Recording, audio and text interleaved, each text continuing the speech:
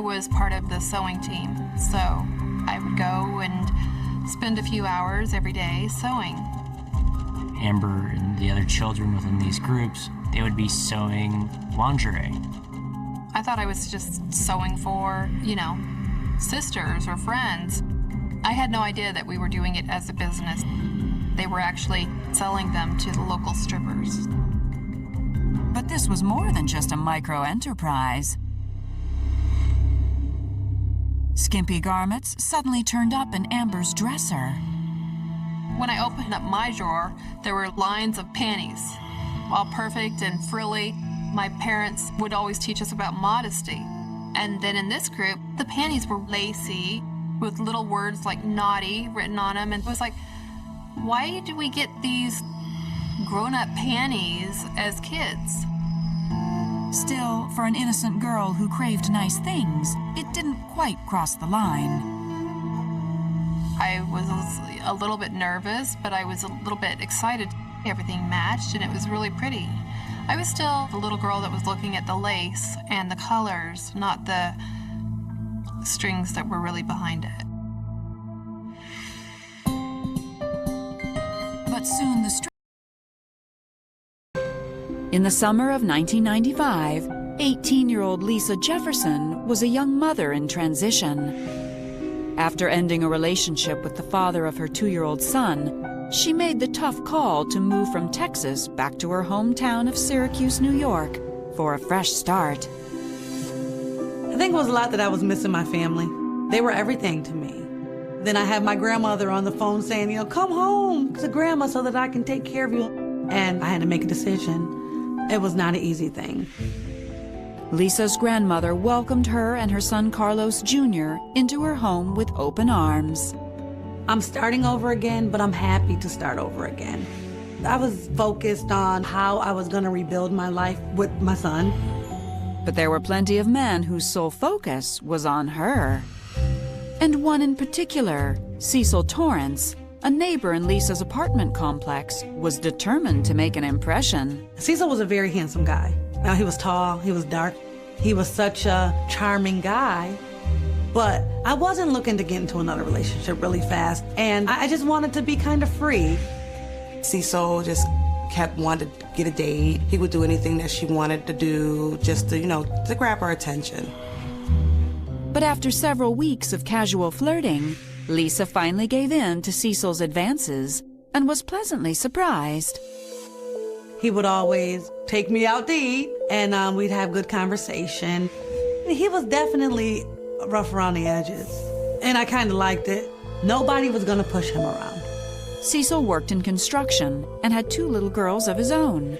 Even though they lived with his ex, he seemed to be just as devoted a parent as Lisa. Soon, Cecil and Lisa became more than just friends. I fell head over heels for him. People knew that was Cecil's girl, and it kind of made me feel important. It all happened really fast. He treated her like a princess. When Lisa landed a job at a department store, it seemed like life was going her way. And I started to say, okay, girl, you got the looks, now you got demand. You can provide for your child, and the confidence definitely started to grow. And in April of 1996, when Lisa discovered she was pregnant with a boy, she was overjoyed by Cecil's excited reaction to the news. Cecil said, we're going to be a family. We're going to bring Carlos Jr., and we're going to move in together. We were picking out colors together, and just high anticipation of the birth of his first boy. On Christmas Day of 1996, Lisa and Cecil received a very special delivery, Cecil Jr. Lisa thought she had it all. Unfortunately, her family thought otherwise. Once she had the baby and they moved in together, I think that's when all the change came. The not going out, the not being around the family, and gotta cook and clean, and everything has to be ran accordingly. I didn't like that at all. Cecil was a very jealous guy. One time a coworker invited me and a couple other girls to her house for dinner. He called my phone about 50 million times while I was there. arguing with me about something that was so minute. I couldn't understand it, but then it clicked with me. Cecil is very insecure. So when Lisa got home, she assured Cecil that she only had eyes for him, and that seemed to do the trick. He's apologizing. He's sorry. You know, I love you. Just stay home with me. In those moments, Lisa fell in love with her man all over again, despite her family's disapproval. I loved Cecil. I loved him. I loved our family. I loved the life that we were trying to build, and I wanted the American dream. In the summer of 1999, Lisa Jefferson and her boyfriend Cecil Torrance were enjoying watching their blended family grow. We actually moved into a new place. Carlos Jr.'s in school now, and I found a new job at a customer service company, and so everything's going good. And Cecil's jealous tendencies had all but disappeared. He was quite the doting dad. Cecil would watch the boys while I was at work. Cecil was an excellent father. And when Cecil landed a construction job with potential for growth, the young family was on their way. Cecil is getting paid a lot of money. I'm feeling good about myself. He's feeling good about himself. We're a little power couple. There was just that one piece missing. I wasn't Mrs. Torrance. So in the summer of 2001, after adding their second baby boy to the blended family, the couple decided it was time to make their union official. In the fall of 2001, Lisa walked down the aisle and into the arms of her adoring Cecil. It wasn't a big, extravagant wedding, but it was a very beautiful, beautiful day. I was over the moon. He was happy, she was happy. They looked great together. Life was good for the newlyweds, until 2 months later when Cecil suddenly lost his job. Cecil started to change when he got laid off. But while Cecil struggled to find work, Lisa excelled at her job and was promoted to the HR department of her company. It definitely gave me a different sense about who I was.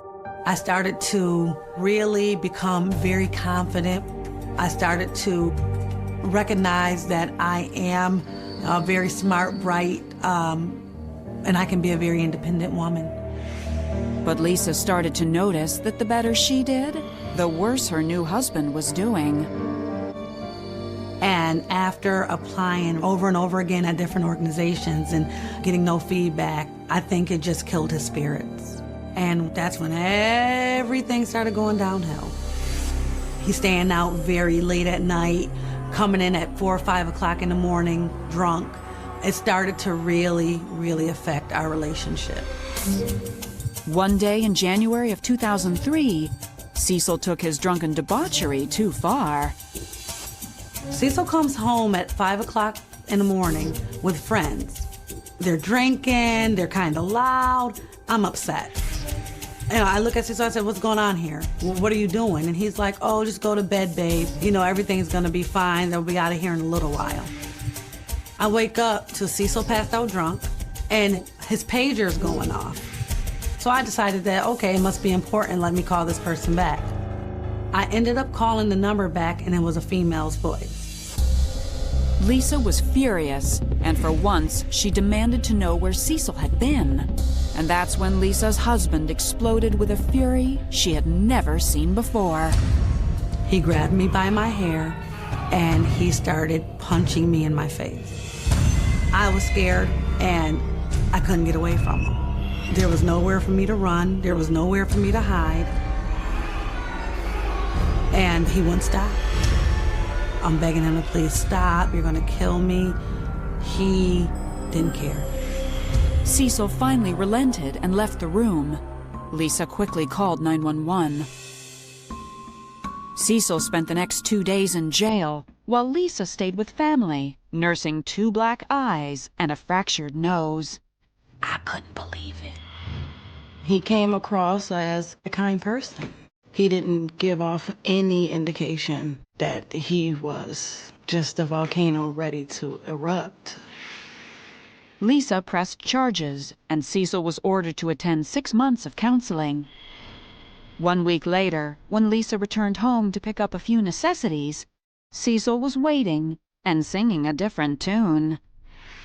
He was begging and pleading and crying, and I'm like, no, no, no. Look what you did to me. How could I come back to you? Sorry. I'm so sorry. It's like I was drunk and, I didn't know what I was doing. I love you. I'm going to counseling now, crying. Horrified by the violence Cecil had shown, Lisa was prepared to walk away. But the thought of breaking up her family was too painful to bear. I didn't want to be a single mother. My mom was a single mother.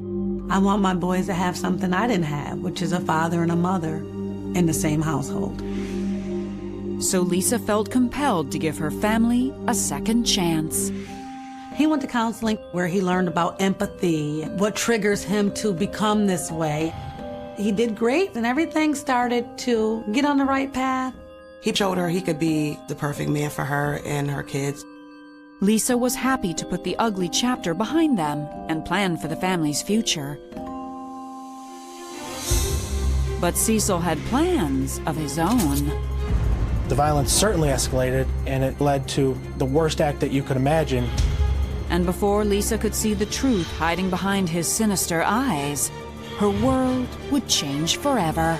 As blood splattering everywhere, I just knew that would be my last time here on Earth. In the summer of 2005, after her husband Cecil went through counseling for striking her, Lisa Torrance decided to give him one more chance for the sake of their kids. He was going to be a better husband to me in every way, shape, or form.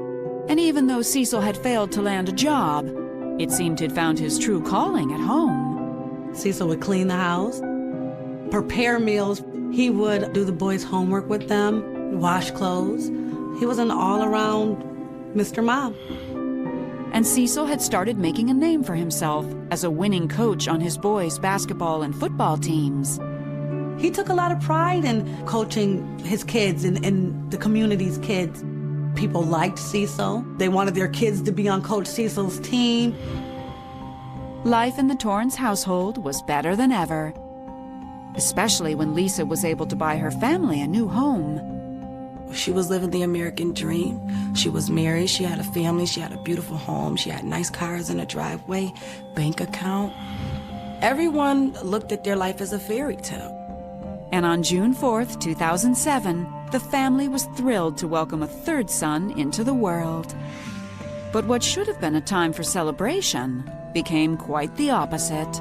He was still not able to find work, and my career was just blossoming, and Cecil's not happy, arguing with me all the time about where I'm wanting to go, who I'm wanting to go with. His control was at an all-time high. Lisa had been down this road before with disastrous consequences and was not about to do it again. But she had her family and her future to think about. So in 2008, Lisa went to work on herself. I started going to the gym. I lost tons of weight. I decided I was going to go back to school to work towards getting my degree. My job is going well. I have my home. The boys are good. Everything is good besides my marriage. By the summer of 2009, Lisa had found her stride, but Cecil didn't exactly embrace her newfound independence. He's coming into bars where I told him I was gonna be, and he's making scenes. He's going through all of my social network applications. That took a toll on her. She just basically got tired of being underneath his thumb. I was not gonna allow him to control me any longer. I was done. So on February 28, 2010, Lisa packed up the kids and headed to her friend's house, bracing herself for Cecil's reaction. But surprisingly, a week later, Cecil called and agreed their marriage was over. Cecil was very calm, and he said to me, I know that we're breaking up. I know that the marriage is done. He just wanted me to bring his children back home for these next couple days so that he could spend time with his boys before he actually had to leave the household. And I agreed to come back. But Lisa made it very clear to Cecil she was there for the sake of the children, not for him. When I came back, I was very cold, very withdrawn from him, and we weren't, really talking. The following morning of March 4th, 2010, Lisa got her oldest boys off to school as usual. I take my 2-year-old and I sit him on the bed, and I go into the bathroom. I put my cell phone on the counter, I take off my robe, and I get into the shower and I close the glass doors. But nothing could have prepared Lisa for what would happen next. Cecil comes in, closes the door behind him, he slides the glass door to the side, and he points a black handgun in my face.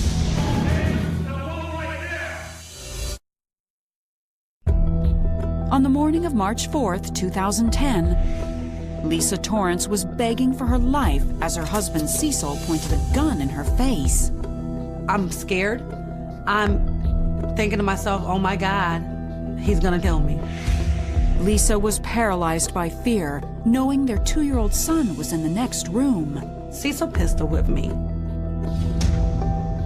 and he shatters the shower glass doors, blood splattering everywhere. Cecil pummeled his wife for the next 30 minutes until their toddler knocked on the door. And he starts saying, Mommy, Daddy, open the door. So I'm yelling, Mommy loves you. Heartbroken and focused on her children, Lisa pleaded with Cecil as a parent. I said, what about our kids? If I'm dead, what about our kids? I won't tell the police. And he says to me, are you crazy? Then he shot me. I felt my left femur bone being shattered. And he shot me again. I'm yelling, please, oh my God, I'm in so much pain. Cecil shot his wife 4 times before grabbing her cell phone and fleeing with their 2-year-old son. He had left the mother of his children to die, but Lisa was dead set on staying alive. I said to myself, if you're gonna die, you're gonna die trying to live. So I managed to crawl out of the tub. I couldn't walk, so my leg was dangling. I crawled down the first flight of stairs. I was in so much pain, so much pain. And then I crawled down the second flight of stairs. At this point in time, I'm in and out of consciousness. After dragging her mangled body out of the house, Lisa collapsed in her yard. Minutes later, her neighbor discovered her and called 911. With Lisa's life hanging by a thread, word of the horrific early morning attack started to spread. Next thing I know, my cousin nudges me. He says, get up, wake up. And he said, he shot her. Cecil shot Lisa. And I ran out the room, repeating what he said. Cecil shot my sister. Cecil shot my sister. It killed me.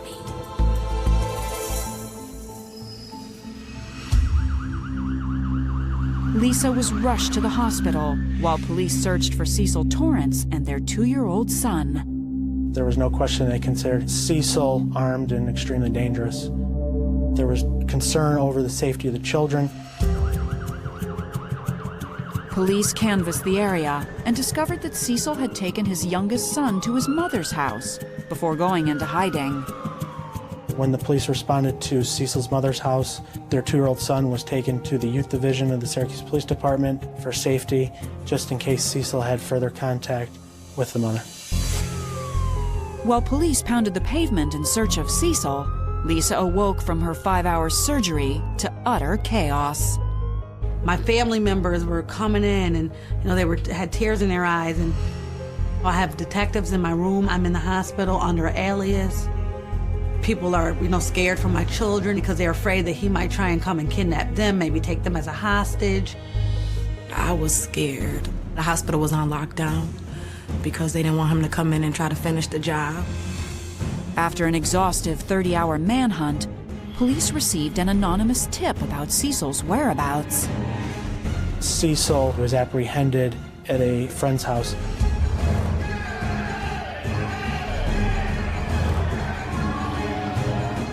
Police found him hiding under a pile of clothes in a closet.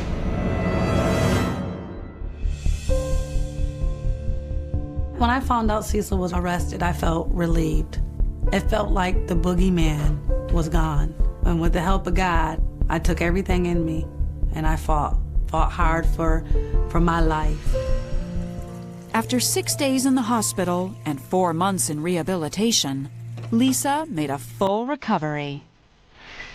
On February 14, 2011, Cecil Torrance pled guilty to second-degree attempted murder and was later sentenced to 18 years in jail.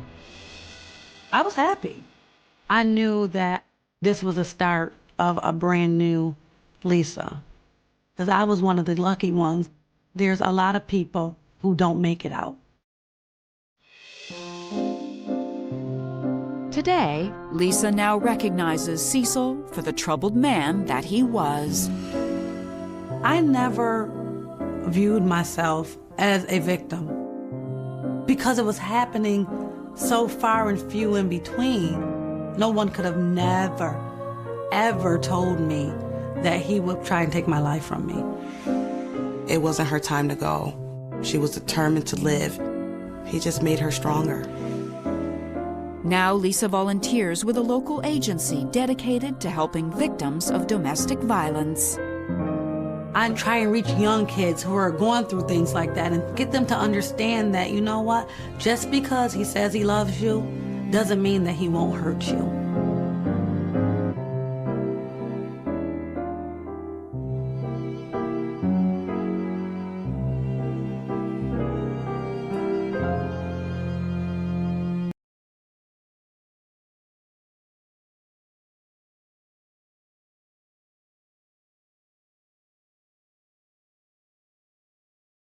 At 2:17 a.m., the phone on the nightstand rang once, twice, then stopped, and in that silence something irreversible had already happened, because in a quiet Californian neighborhood where porch lights glowed like watchful eyes and sprinklers ticked across trimmed lawns, a front door stood half open, breathing cold air into a house that would never feel the same again, and somewhere inside that house time froze, waiting for someone to notice that a life had vanished without a sound, without a struggle loud enough to wake the street, without witnesses bold enough to say they saw anything at all, and years later reporters would call it a cold case, but on that night it was just confusion, fear, and a single unanswered question hanging in the dark like smoke. Police arrived before dawn, red and blue lights painting the walls of neighboring homes, radios crackling with clipped phrases that meant everything and nothing at once, officers stepping carefully as if the floor itself might betray them. And the first detail that made everyone stop was not blood or broken glass but the absence of both, because the living room looked staged, neat, almost respectful, the couch cushions aligned, family photos still smiling from their frames, the television switched off as if someone had taken the time to press the button before leaving, and that was when the word missing began to circulate quietly, then louder, until it hardened into something heavier, something that would follow every conversation for decades to come. The woman who lived there was 29, known to neighbors as polite, unremarkable, the kind of person you nodded to while taking out the trash, the kind of person who returned library books on time, who paid rent early, who didn't fight with her boyfriend loudly enough for anyone to complain, and that ordinariness would later become one of the most disturbing elements of the case, because nothing about her life suggested danger, nothing about her routine hinted at an ending that would collapse an entire community into suspicion and rumor, and as investigators stood in the doorway that morning, staring at the stillness, they had no idea that this scene would be dissected for years, that every object would be photographed, bagged, labeled, and questioned, and still refused to speak. By sunrise the street was sealed off, yellow tape snapping in the breeze, neighbors gathered in bathrobes and slippers, whispering theories before the facts were even clear, and somewhere in that crowd someone said the word kidnapping, someone else said runaway, someone said ex-boyfriend, and a mother pulled her child closer as if danger had suddenly become airborne, because when someone disappears without explanation the fear spreads outward, infecting everyone who can imagine themselves in that house, in that silence, in that moment when the door closed and did not open again. Detectives moved fast in those first hours, because early momentum can make or break a case, and they catalogued the details with mechanical precision. The purse still hanging on the chair, wallet inside, cash untouched, keys on the counter, car parked outside exactly where it should be, bed neatly made, toothbrush dry, and each normal detail felt wrong, because disappearances don't follow rules, they leave contradictions instead, and the contradictions piled up quickly, too quickly, forming a picture that refused to make sense no matter how long you stared at it. By midday the boyfriend was questioned, his hands shaking as he answered, his timeline crisp, almost rehearsed, and that alone made officers wary, because grief rarely arrives neatly packaged, but there was nothing solid to hold him there. No bruises, no scratches, no neighbors reporting screams, no surveillance cameras on the street, and when he walked out of the station that afternoon reporters followed, microphones thrust forward, hungry for a reaction, and his face, pale and closed, would later be replayed in documentaries, analyzed frame by frame, as if truth might leak from a twitch or a blink. The press descended quickly, because California in the late 90s had learned to fear the unseen, to distrust the quiet, and headlines began to form before the investigation had a direction.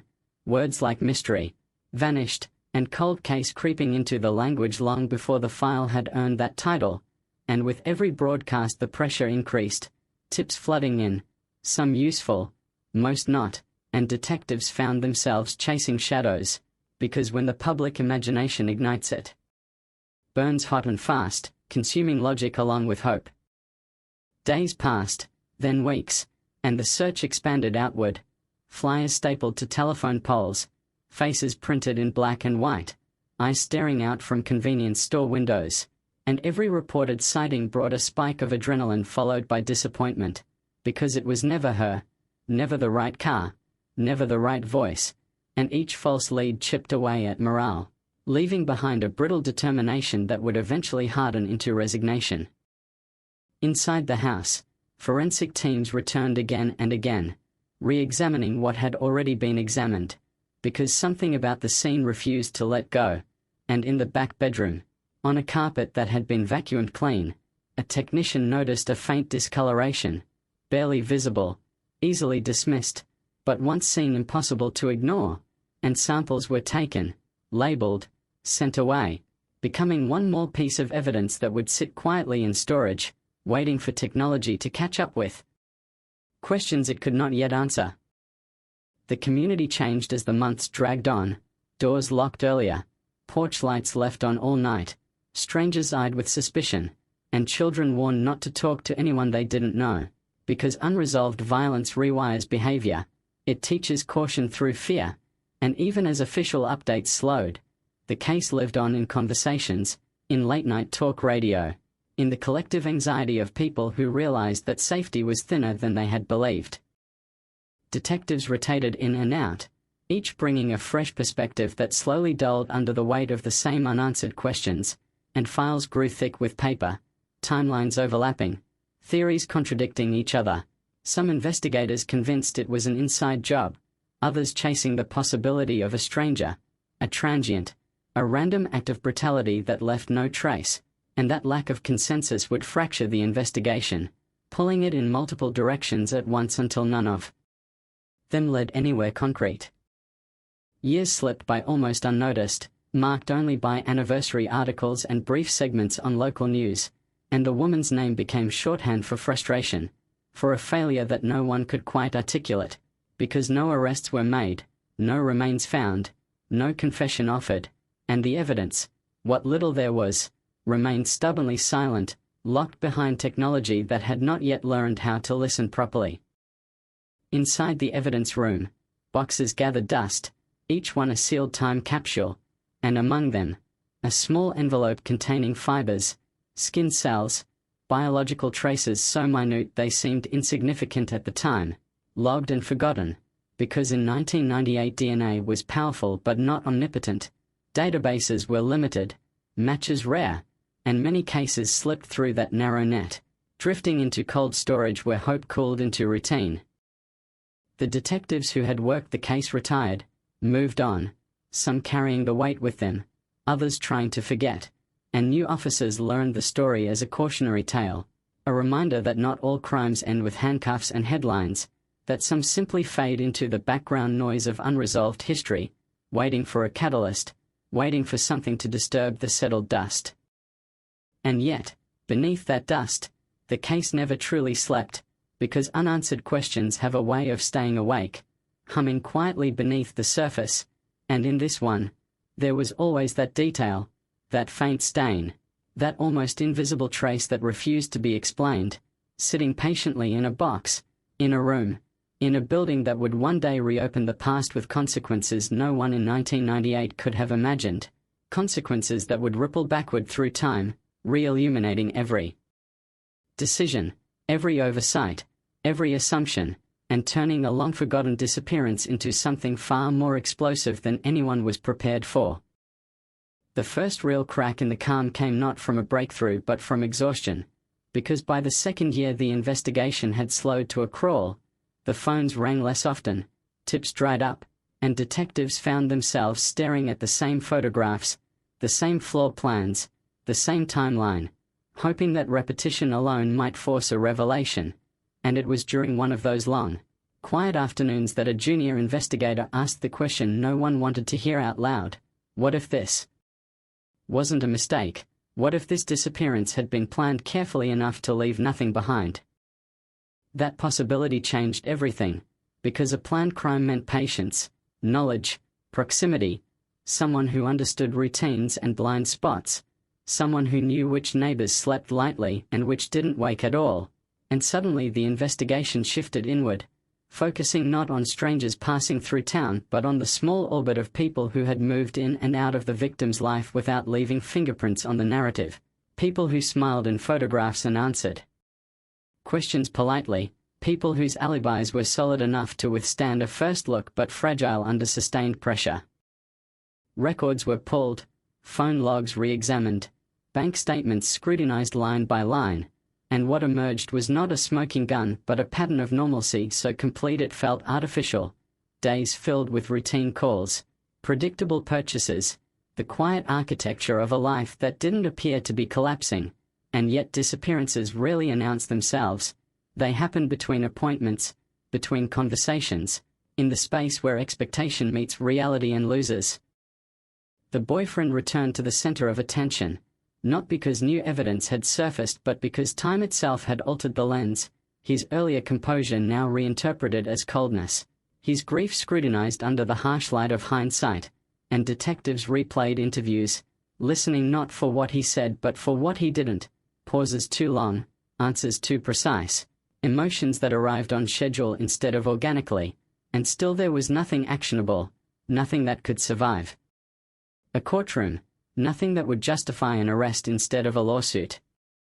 As suspicion thickened, so did community tension, friendships strained under whispered accusations, families divided over theories that hardened into beliefs, and the victim's name became shorthand for distrust, because in a town this size everyone knew someone who had been questioned, and that proximity bred paranoia, the sense that danger wasn't an outsider but someone you had waved to across a fence.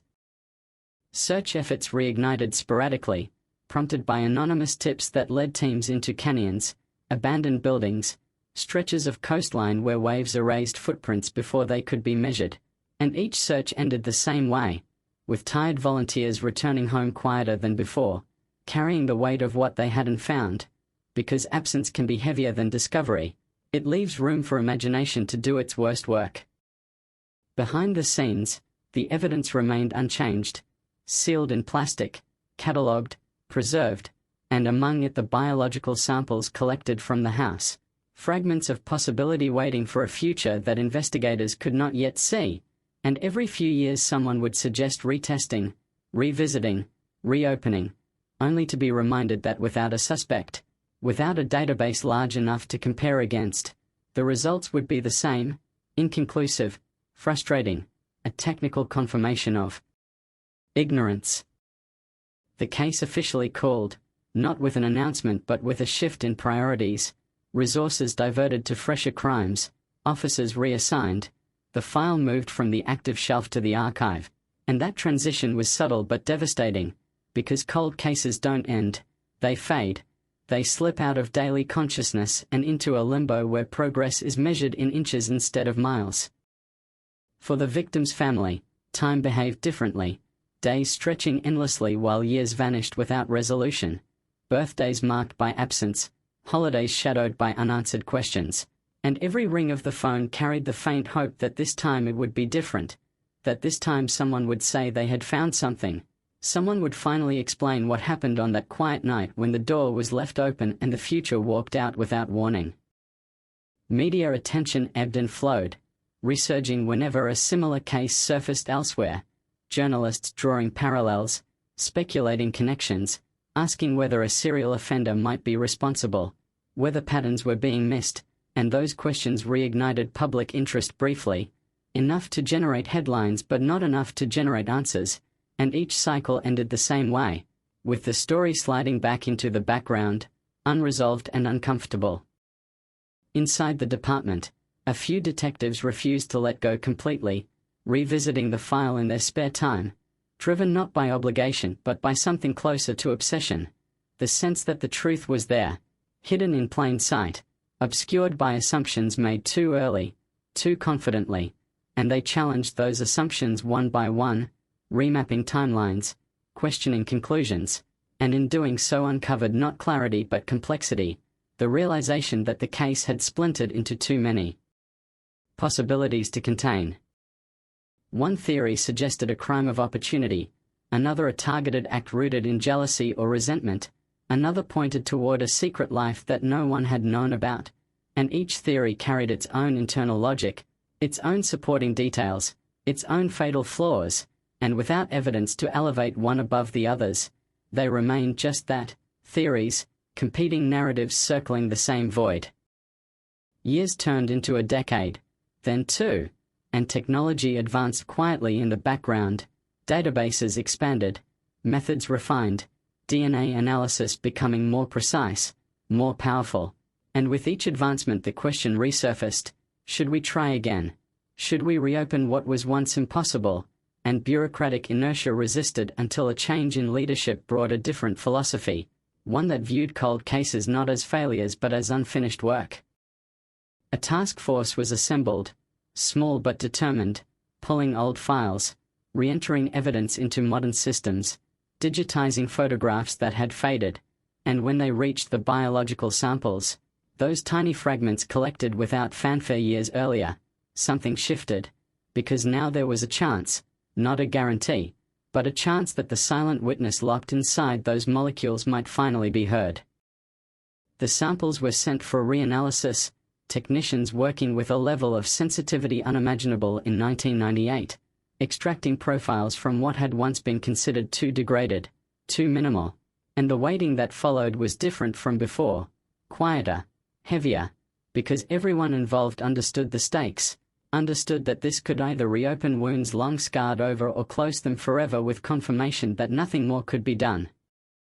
When the results came back, they did not bring a name, not yet, but they brought something just as disruptive, a partial profile, enough to enter into national databases, enough to search against millions of records, enough to turn a static case into a moving one, and with that entry the investigation crossed an invisible threshold, shifting from history into the present. Detectives watched the screen as the system processed, seconds stretching into minutes, and when the search completed without an immediate hit there was disappointment, familiar and sharp, but this time it was tempered by something new, because databases grow, records are added daily, and the profile would now wait, active, alert, scanning every new entry for a match that could arrive tomorrow or years from now. And so the case entered a new phase, one defined not by frantic searches or public appeals but by patience, a long, quiet vigilance, the knowledge that somewhere, sometime, a routine arrest, a discarded cigarette, a minor offense could trigger a response, could cause the system to light up and connect past to present with devastating clarity. Until then, The community lived with the unresolved. The house eventually sold, renovated, its history buried beneath fresh paint and new memories, while the original question lingered like a ghost that refused to leave. What happened that night? Who walked out that door? And why? And those questions waited, suspended in time, for the moment when technology would finally reach back and pull the truth into the light, a moment no one could predict, but everyone feared and hoped for an equal measure. Time passed in a way that felt almost deliberate, slow enough to dull urgency, fast enough to erase faces from memory, and while the DNA profile sat quietly inside a growing database, life continued on the surface as if the disappearance had been absorbed into the soil, becoming part of the town's unspoken history, something mentioned only in hushed tones or late at night when curiosity overpowered caution, because unresolved cases don't disappear, they sink, settling beneath daily routine, where they wait to be disturbed. New detectives joined the department, younger, trained in an era where cold cases were no longer dead ends but puzzles waiting for the right tool, and they approached the file without nostalgia, without emotional residue, reading reports as if they were fiction, noting inconsistencies others had learned to ignore, asking why certain assumptions had calcified into facts, and in that detachment they found room to question what had once been unquestionable. One detail resurfaced repeatedly, not dramatic, not headline-worthy, but persistent: the timeline between the last confirmed sighting and the moment the door was found open, a narrow window that had been treated as flexible when it was anything but, and as detectives tightened that window, minute by minute, they realized something unsettling, that whoever took her did not rush, did not improvise, but operated with confidence, with familiarity, as if time itself were an ally rather than an enemy. Phone records were reanalyzed with modern software, revealing patterns invisible to earlier systems, calls that had seemed routine now standing out in sequence, duration, frequency, and one number in particular hovered at the edge of significance, dialed more often than memory suggested, always at odd hours, always brief, and yet never flagged because it belonged to someone considered peripheral, someone who had answered questions early on and faded into the background without resistance. That person had not been a suspect, not officially, but classification is a fragile thing, built on context that shifts over time, and as detectives pulled the name back into the light, they found a history that had once been irrelevant but now felt uncomfortably aligned with opportunity, prior complaints dismissed as minor, associations overlooked as coincidental, a proximity to the victim's routine that had been underestimated because it lacked drama. Surveillance footage from nearby businesses, long archived, was digitized and enhanced, grainy frames stretched and sharpened, revealing movement where there had once been noise, a vehicle passing at a time that didn't fit neatly, a silhouette that couldn't be identified but couldn't be ignored either, and while it wasn't enough to prove anything, it was enough to unsettle the narrative, to suggest that the night had not been as empty as everyone had believed. Meanwhile, the DNA profile remained active, silently comparing itself against millions of others, a background process with the potential to change everything, and detectives checked its status obsessively, knowing that breakthroughs rarely announce themselves with drama. They arrive quietly, as a notification, a line of text, a match percentage that turns a theoretical suspect into a real one. Years slipped by again, but this time they felt different, charged with anticipation instead of resignation, because the investigation had momentum, however subtle, and that momentum fed a sense of inevitability, the belief that something was coming, that the past was slowly aligning with the present, setting the stage for a collision that could not be avoided. Then, without warning, it happened, not during a major operation, not in a high-profile arrest, but during a routine booking hundreds of miles away, where an individual was processed for an unrelated offense, fingerprints taken, DNA collected as a matter of procedure, entered into the system without ceremony, and somewhere deep within that network of data, an alert was triggered, a quiet digital acknowledgement that two profiles shared more than coincidence. The match was partial at first, enough to raise eyebrows but not enough to act, and detectives moved cautiously, aware that false hope could be as damaging as failure, But as additional markers aligned, the probability climbed, percentages ticking upward until doubt gave way to recognition, because this was not a vague similarity, this was a connection strong enough to reach back across decades and demand attention.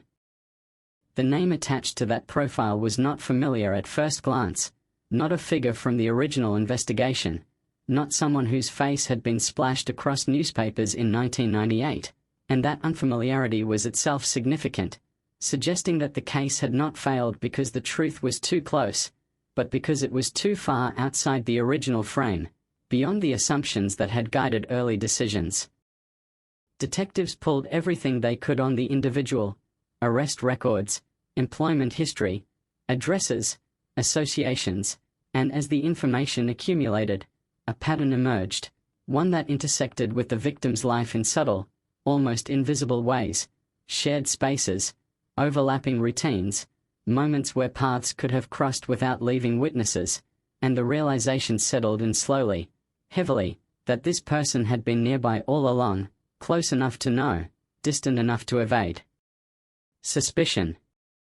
The task force reconvened, tension thick in the room as they laid out the evidence, cautious not to overstate what they had, careful to separate correlation from causation, because DNA can place someone at a scene, but it cannot explain intent, motive, or method, and those gaps needed to be filled before the past could be rewritten with authority instead of conjecture. Investigators traveled to re-interview witnesses who had long since moved on, knocking on doors that opened with confusion, then recognition, then fatigue, as people were asked to remember details they had spent years trying to forget, and memory proved unreliable, shaped by time, by media coverage, by conversations repeated so often they had replaced original experience. Still, fragments emerged, small clarifications, a car seen but dismissed, a voice heard but not recognized, moments that had once seemed insignificant now carrying weight, and as these fragments were layered together, they began to outline a scenario that felt less like speculation and more like reconstruction, a plausible sequence of events that could explain both the absence of struggle and the absence of witnesses. The suspect's life since 1998 was scrutinized intensely, every move mapped, every relationship examined, and what stood out was not a trail of violence but a pattern of avoidance, frequent relocations, jobs abandoned abruptly, relationships that ended without explanation, behaviors that could be read as instability or as strategy, depending on perspective, and that ambiguity made the case both stronger and more fragile at the same time. Legal advisors urged restraint, reminding detectives that decades-old cases demand airtight preparation, that one misstep could unravel years of work, and so the investigation slowed deliberately, shifting from discovery to confirmation, from possibility to proof, and that deliberate pace was excruciating, because the truth felt close enough to touch, yet still just out of reach. The community, unaware of the quiet activity unfolding behind closed doors, continued to live alongside the unresolved, unaware that the narrative they had accepted for so long was about to be challenged, that the story they thought they knew was incomplete, and that the label cold case was about to be tested in a way that would shock not just the town, but everyone who had followed the disappearance as a cautionary tale of justice denied. Inside the department, the mood was electric but controlled, detectives speaking in low voices, files kept close, because leaks could compromise everything, and in that secrecy the case transformed from an old wound into a live wire, charged with the possibility of resolution, but also with the risk of collapse if expectations outran evidence. As preparations continued, one question loomed over every discussion, every strategy meeting, every late-night review of notes: what if this is it? And what if it isn't? Because after so many years of uncertainty, the prospect of an answer was both exhilarating and terrifying, promising clarity while threatening to reopen every scar the community had built over decades of waiting. And so the investigation pressed forward, inch by inch, toward a moment that would force the past to confront the present, a moment when a name would be spoken out loud in connection with a disappearance that had defined a generation. And when that happened, nothing about the case, or the people who had lived with it, would remain the same. The name sat on the table like a live round, untouched, dangerous, because saying it out loud would turn speculation into accusation, and once that line was crossed there would be no way to retreat back into the safety of theory, and the detectives knew this, felt it in the way their conversations slowed, in the way files were handled with extra care, as if paper itself could feel the weight of what it carried. He had lived quietly since 1998, not invisibly, just unremarkably, the kind of life that doesn't draw attention, a job here, a move there, relationships that never deepened enough to invite scrutiny, and that ordinariness was unsettling, because monsters rarely look like monsters, they look like neighbors, co-workers, men you pass in grocery store aisles without registering their faces, and the realization that this person had blended so seamlessly into the background made the years of silence feel suddenly intentional. Investigators reconstructed his proximity to the victim with painstaking detail, mapping addresses against her routines, overlaying work schedules, transit routes, habitual stops, and the overlaps began to accumulate, small at first, then undeniable. The same parking lot on weekday mornings, the same convenience store late at night, the same stretch of road where headlights passed without slowing, and with every overlap the theory solidified, not as a story, but as a structure sturdy enough to stand under pressure. Interviews resumed quietly, strategic conversations designed not to accuse but to observe, because demeanor can betray what words conceal, and when detectives finally sat across from him again, years after the first brief contact that had dismissed him as irrelevant, they watched closely, noting how he answered questions that reached back decades, how his eyes moved when timelines were mentioned, how his breathing shifted when locations were named, and while none of it was proof, it was context.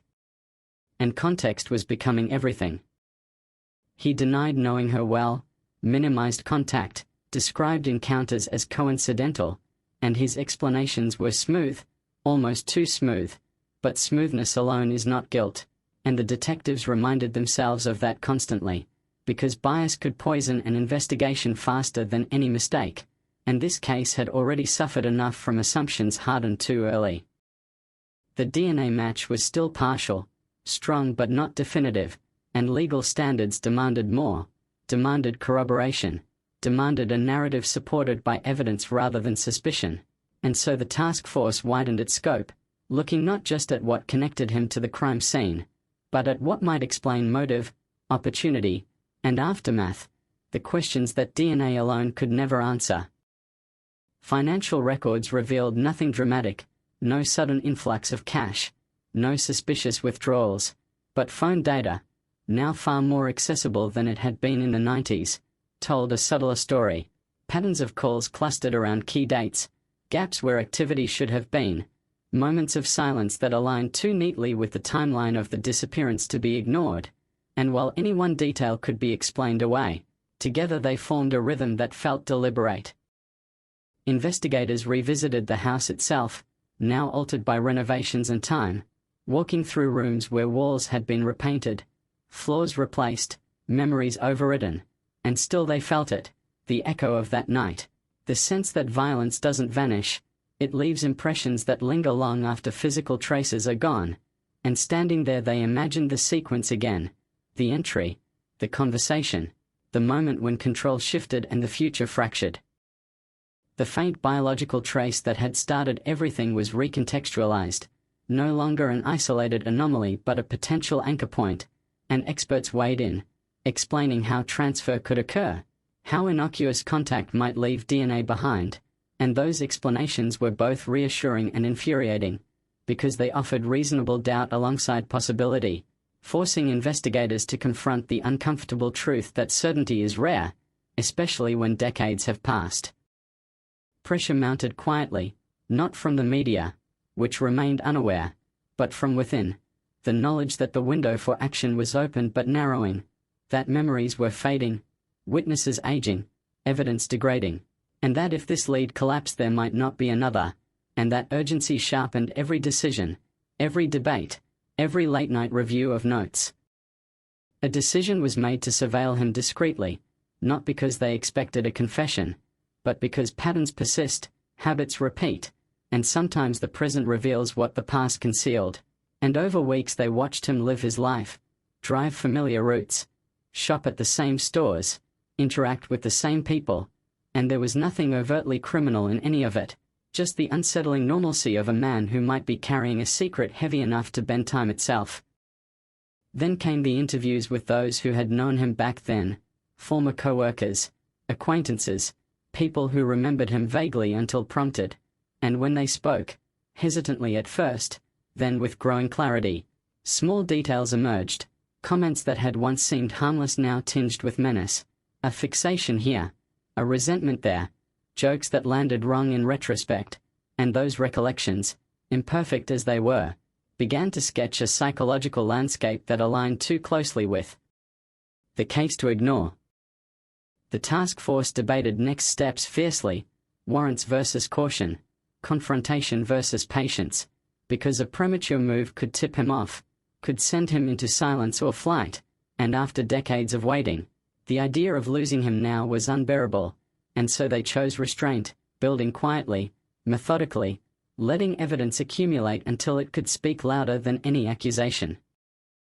Meanwhile, the DNA profile continued to evolve, additional comparisons strengthening the statistical weight, probabilities climbing incrementally, and each update brought a mixture of relief and dread, because with every percentage point gained, the path forward narrowed, closing off alternatives, funneling the investigation toward a single outcome that would demand action.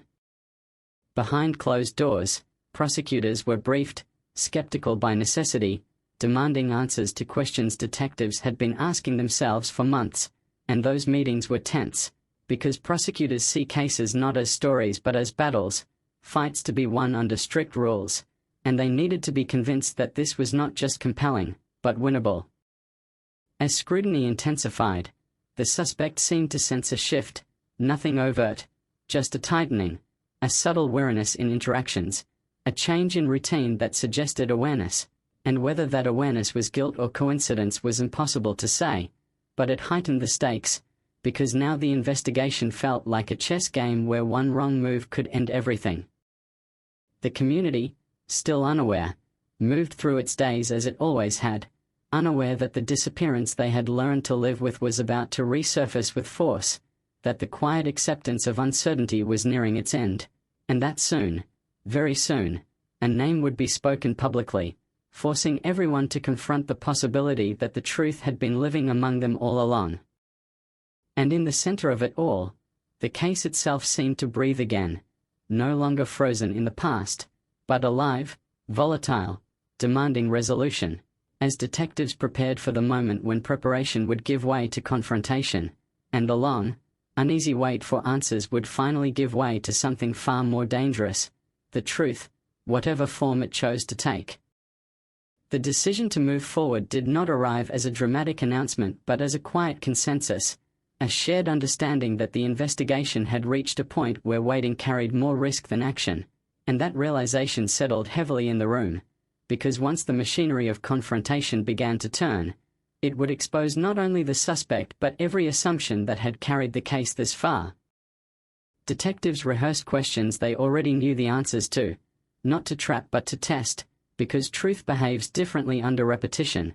It frays at the edges, reveals inconsistencies, and when they finally requested another formal interview, the tone was calm, procedural, the kind of request that didn't trigger alarms but couldn't be ignored either, and he agreed without hesitation, a detail that unsettled some and reassured others, because confidence can signal innocence or control, and the difference is often invisible until it's too late.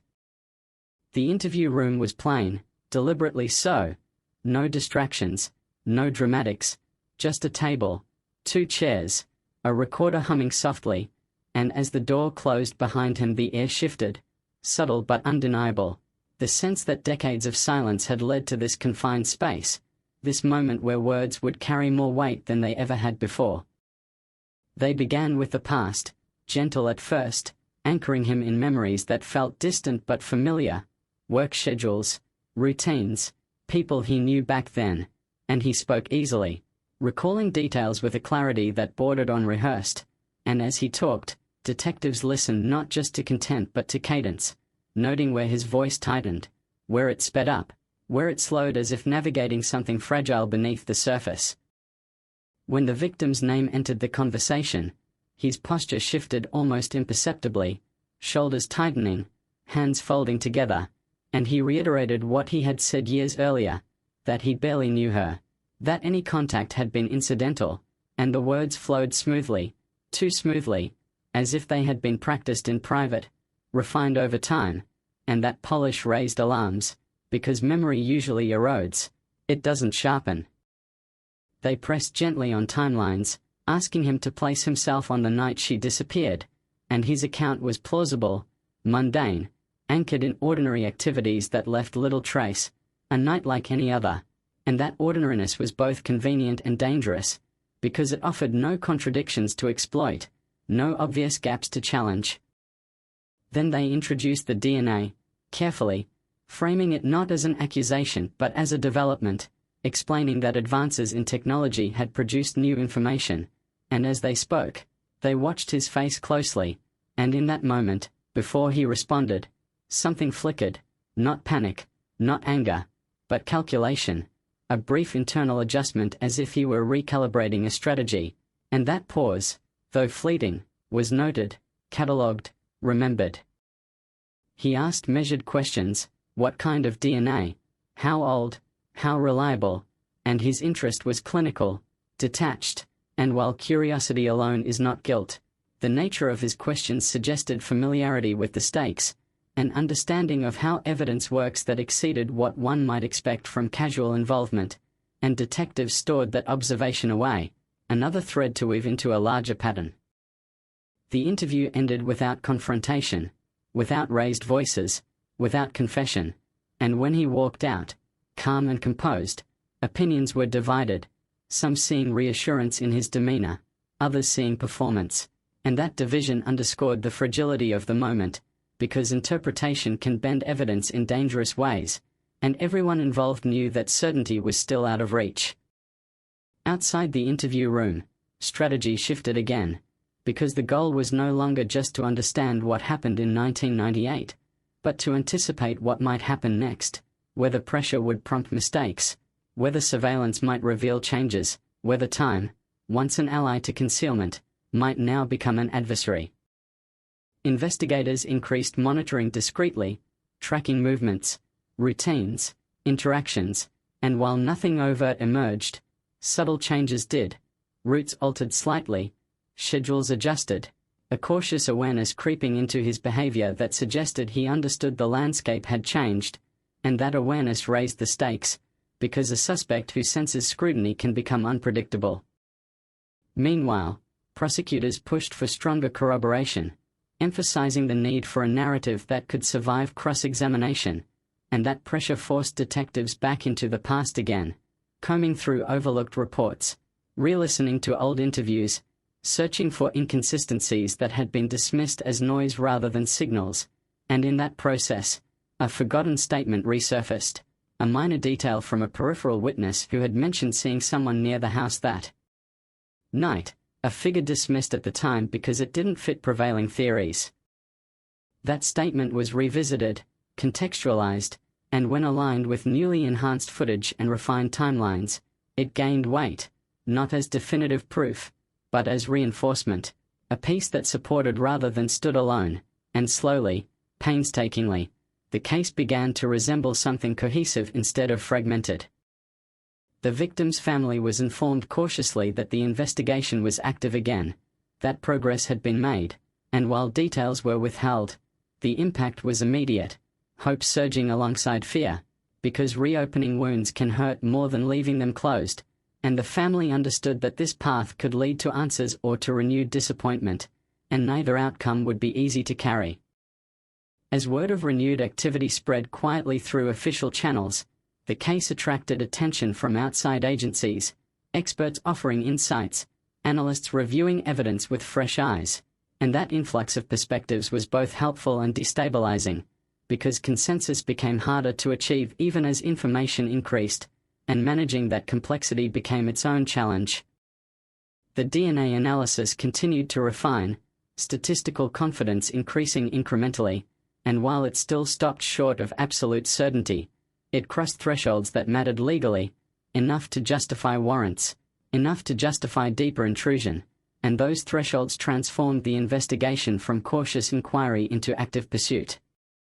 Search warrants were drafted meticulously, language precise, scope limited to avoid overreach, because in cases like this, legality is as critical as truth, and any misstep could invalidate years of work. And when approval finally came, it did not feel triumphant, it felt heavy, because executing those warrants would mark the point of no return. The suspect's home was searched methodically, every room catalogued, every item photographed, and while nothing overtly incriminating was found, the absence itself was telling, because lives leave traces, and the lack of certain expected items suggested deliberate curation, a careful shaping of personal history that hinted at long-term concealment. As evidence was processed and interviews expanded, the investigation reached a delicate equilibrium, balanced between momentum and restraint, between confidence and doubt, and everyone involved understood that the next move would define the case, that one decision could either crystallize decades of effort into resolution or shatter it beyond repair. And in that tension, the case hovered, poised on the edge of revelation, as detectives prepared to take the final steps toward a confrontation that would force the past into the open, exposing not just what happened on a quiet night in 1998, but how easily a life can vanish, and how long the truth can hide when patience outlasts fear. Pressure has a way of changing the shape of things, and as the investigation tightened, it became clear that time was no longer neutral. It was leaning forward, accelerating, compressing decades into weeks, and that shift was felt everywhere, in the clipped exchanges between detectives, in the careful wording of emails, in the way every new development landed with the force of something long overdue. The suspect's behavior continued to evolve. Subtle adjustments layered atop old routines, a cautious vigilance that suggested awareness without panic, and investigators debated what that meant. Whether it was the response of an innocent man unnerved by renewed scrutiny or the calculated restraint of someone who understood exactly how close the past had crept, and there was no consensus, only the shared understanding that hesitation now carried consequences. Additional DNA testing was authorized, not because the original results were weak, but because strength alone was not enough.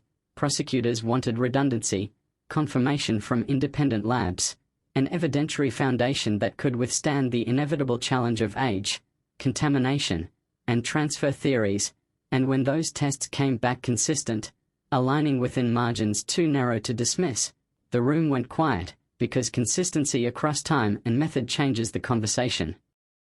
At the same time, genealogical analysis entered the picture, not as a replacement for traditional databases but as an extension of them, tracing genetic markers outward, mapping familial connections that could contextualize the profile, and while this approach was still controversial, its results were difficult to ignore, pointing toward a lineage that intersected with the suspect's known family history, tightening the net without yet closing it.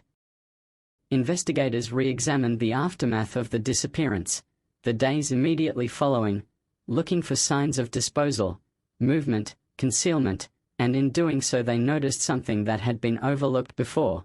A brief but unexplained trip taken by the suspect shortly after the victim vanished, logged in records but never interrogated because it had seemed unremarkable at the time, a routine absence in a life full of routine absences, and now that trip took on new weight. They traced that journey meticulously, reconstructing routes, stops, accommodations, overlaying it with geographic features that had been searched and those that had not, and the gaps were unsettling. Stretches of terrain that had never been canvassed because no one had known to look there, areas where the landscape itself could swallow evidence and never give it back. Search teams were assembled quietly, under the guise of unrelated operations, to avoid drawing attention, and when they moved through those areas, boots crunching over gravel and brush, the tension was palpable, because everyone understood that discovery could arrive without warning, could transform the investigation instantly. And as hours passed without result, hope wavered, balanced precariously against dread.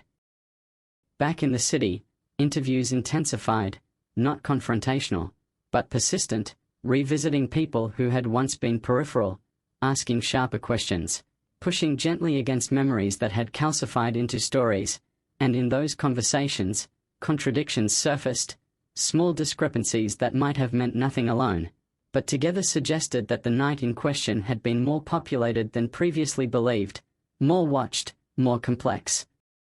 One witness, long dismissed as unreliable, was recontacted and approached differently, not challenged but listened to, and with that change in posture came a change in response, details emerging that aligned with the refined timeline, a vehicle description that matched enhanced footage, a sense of unease that had lingered for years without validation, and that validation unlocked more, because being believed can loosen tongues where skepticism tightens them. The suspect was brought in again, this time with less distance, the questions more pointed, the framing less abstract, and while he maintained composure, cracks appeared, not in facts but in emotion, irritation flaring where calm had once prevailed, defensiveness replacing detachment, and those shifts mattered, because emotional consistency is difficult to fake under sustained pressure. Detectives presented inconsistencies, not as accusations but as opportunities to explain, and each explanation layered complexity onto an already crowded narrative, forcing him to account for movements and contacts that had once seemed insignificant, and as the web of detail thickened, so did the sense that something fundamental was being obscured by effort rather than chance. Prosecutors reviewed the evolving case with renewed seriousness, their questions sharper now, their skepticism more focused, and while they still cautioned restraint, their language shifted from if to when, from possibility to preparation, and that shift rippled outward, changing how every subsequent decision was framed. The media remained unaware, but rumors began to circulate, subtle at first, hints of renewed interest, whispers of progress, and in a community that had lived with uncertainty for so long, even whispers carried weight, stirring old anxieties, reopening debates that had never truly closed, and reminding everyone that unresolved cases never fully disappear, they wait. As pressure mounted, the suspect's circle contracted, relationships strained, routines simplified, and investigators watched closely, noting how isolation can precede mistakes, how the narrowing of options can push people toward decisions they would otherwise avoid, and that watchfulness was patient, deliberate, because forcing an error too soon could be as damaging as missing it entirely. Then came a development that shifted the balance, not a discovery in the field, not a confession, but a document, a record buried in archives, overlooked because it belonged to another jurisdiction, another context, and when it was connected to the suspect, it filled a gap that had plagued the case from the beginning, providing a plausible mechanism for control, for silence, for disappearance without immediate violence. That document reframed earlier assumptions, recasting certain behaviors as preparation rather than coincidence, and when detectives laid the pieces out again, the story that emerged was no longer speculative, it was coherent, unsettlingly so, and that coherence brought with it a heavy clarity, because coherent stories demand conclusions. The task force convened late into the night, weighing options, risks, consequences, aware that the next steps would be public, irreversible, and potentially devastating, and in that room the years seemed to collapse, 1998 bleeding into the present, every missed opportunity, every delayed test, every unanswered question converging on a single decision point. By the time dawn broke, the path forward was clear, not because doubt had vanished, but because the evidence had reached a density that could no longer be ignored, and with that clarity came resolve, a collective readiness to act, to move from investigation to accusation, from silence to confrontation. And as preparations began for that moment, the case held its breath, poised between past and future, because the truth, once forced into the open, would not just answer what happened on a quiet night decades ago, it would reshape the lives of everyone it touched, including those who had spent years chasing it, and those who had spent years running from it. The morning the decision was executed did not feel dramatic. There were no sirens slicing the air, no cameras waiting on sidewalks, just a quiet coordination unfolding behind closed doors, because when an investigation reaches this stage, discretion becomes as critical as evidence, and every step is measured against the possibility that one miscalculation could undo decades of work. Detectives moved with purpose, warrants reviewed one final time, language precise, scopes narrow, each clause weighed against constitutional limits, and that legal choreography mattered, because this case would not be decided in the court of public opinion first. It would be decided in a courtroom where doubt is currency and certainty must be purchased with proof. When they approached him, it was done calmly, professionally, the tone deliberate, because shock can provoke unpredictability, and unpredictability was the last thing anyone wanted. And as he was informed of the warrant, his reaction was controlled, too controlled, a steady nod, a measured breath, as if he had been rehearsing this moment privately for years, and that composure unsettled even the most seasoned officers. He was not arrested immediately, not yet, because the strategy was still unfolding, evidence needed to be confronted, explanations recorded, and the investigators wanted him talking, wanted to observe how his narrative adapted under direct challenge, and so he was escorted to the station not in handcuffs but under the weight of inevitability, the quiet understanding that the past had finally caught up. Inside the interview room, the atmosphere was different now, heavier, stripped of pretense, and the questions followed a sharper line, no longer exploratory but confirmatory, designed to lock timelines into place, to narrow options until only truth or contradiction remained, and as the conversation progressed, his earlier fluidity faltered, answers growing shorter, pauses lengthening, irritation leaking through controlled language.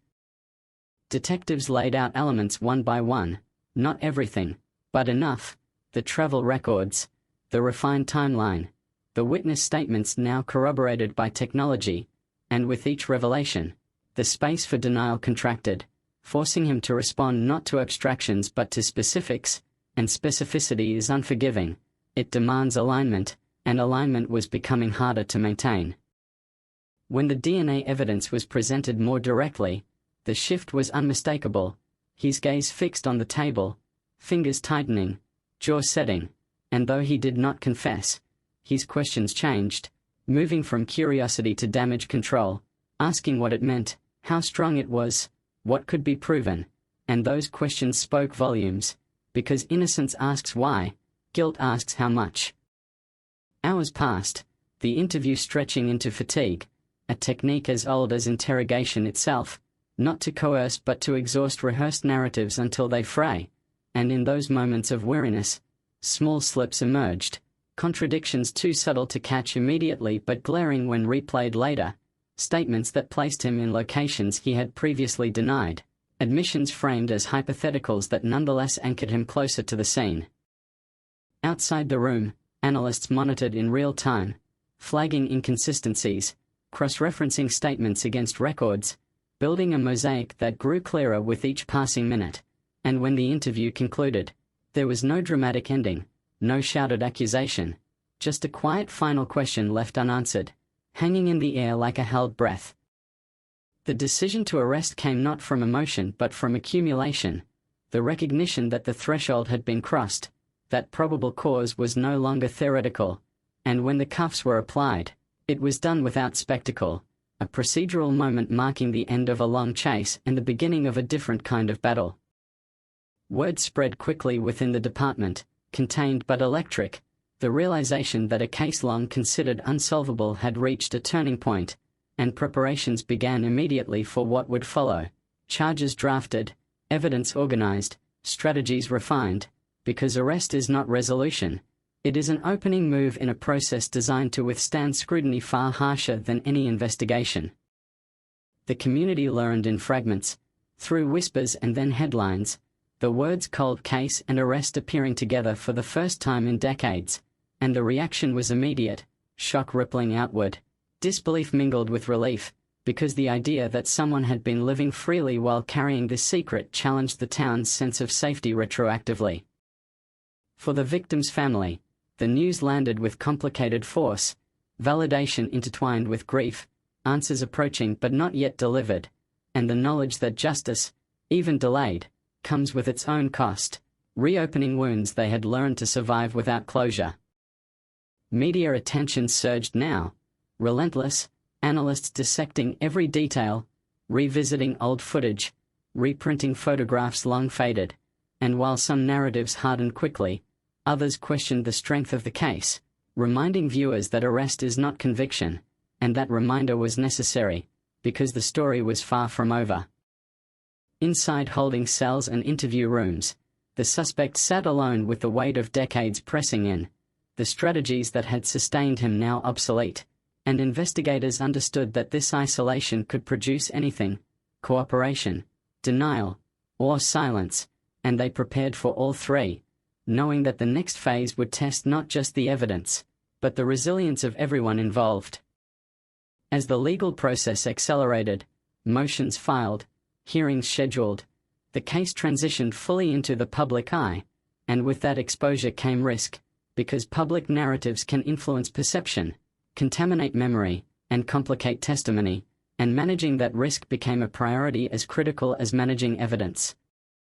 Through it all, the unanswered question persisted, not just whether he would be held accountable, but what truly happened on that night, where the victim was taken, what final moments looked like, because even with an arrest, the disappearance itself remained unresolved, the absence unfilled, and that absence demanded answers beyond legal outcomes.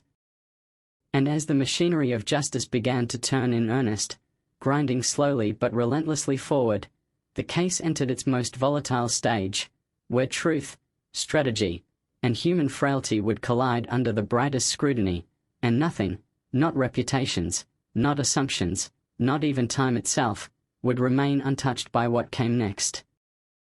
The courtroom did not feel like justice at first, it felt like geometry, angles, and distances measured with precision, rows of benches aligned to face a raised platform where language would be weaponized and silence would be dissected, and as the case entered this space, everything that had once lived in shadows was forced into light that was too bright to flatter anyone. Prosecutors moved carefully, knowing that decades-old cases are fragile by nature, that time erodes certainty and defense attorneys thrive in those eroded spaces, and so they framed their opening not as a story but as a chain, each link modest on its own, formidable only when connected, and they spoke of routine, proximity, opportunity, the quiet ways lives intersect without notice until something breaks. The defense responded with equal precision, challenging not facts but context, reminding the court that memory degrades, that DNA can travel, that coincidence can masquerade as intent when viewed through the lens of hindsight, and their strategy was clear: to transform every piece of evidence into a question mark, to turn accumulation into ambiguity, because in the law, doubt does not need to be absolute, it only needs to be reasonable. Witnesses took the stand one by one, voices wavering as they reached back into years they had tried to forget, recounting fragments that had once seemed meaningless, and the act of remembering was visibly taxing, because time had blurred edges, replaced certainty with approximation, and defense attorneys exploited that gently, asking not what they remembered, but how sure they were that their memories had not been shaped by news reports, conversations, or the slow drift of collective narrative. Experts followed, scientists explaining DNA with careful restraint, aware that overselling could backfire, and they spoke of probabilities, of margins, of statistical strength that did not promise perfection but offered reliability, and the courtroom listened, some with fascination, others with skepticism, because science in court must translate itself into belief, and belief is not guaranteed by data alone. The suspect sat motionless throughout, expression controlled, eyes forward, a study in restraint, and that restraint became its own subject of analysis, commentators debating whether it signaled guilt, discipline, or simply good legal advice, and in that debate the human element threatened to eclipse the evidence, because juries are made of people, not algorithms, and people read meaning into posture as readily as into proof. As proceedings continued, the narrative tightened, timelines aligned, records corroborated testimony, and the prosecution leaned into coherence, the sense that disparate elements pointed in the same direction, while the defense leaned into fracture, highlighting every inconsistency, every gap, every unanswered question as evidence not of guilt, but of uncertainty. Then came the moment both sides had anticipated. The discussion of what was still missing, the body, the definitive account of what happened after the door closed, and the absence loomed large, because it was the one thing no argument could fill, the silence at the center of the case, and the defense pressed hard on that silence, asking jurors to consider whether justice could be served without knowing the full truth. The prosecution countered quietly, reminding the court that absence does not equal innocence, that many crimes leave no remains, no witnesses, no confession, and yet still demand accountability, and that argument resonated unevenly, because it asked jurors to accept a reality that feels uncomfortable, that justice sometimes operates without complete answers. Outside the courtroom, the community grappled with its own reckoning, neighbors revisiting past interactions, replaying conversations with the accused, questioning their own instincts, and that collective introspection was painful, because it suggested that evil does not announce itself, it integrates, it adapts, it hides behind the ordinary until time exposes it. Media coverage intensified, framing the trial as a referendum on cold cases themselves, on whether advances in technology could redeem past failures, and that framing raised stakes beyond the individuals involved, turning the proceedings into a symbol of possibility or caution, depending on perspective. Inside deliberations, strategy shifted subtly, attorneys adjusting emphasis based on juror reactions, a raised eyebrow here, a note taken there, and every micro-reaction became data, feeding decisions about which points to reinforce, which to abandon, because persuasion is dynamic, responsive, alive.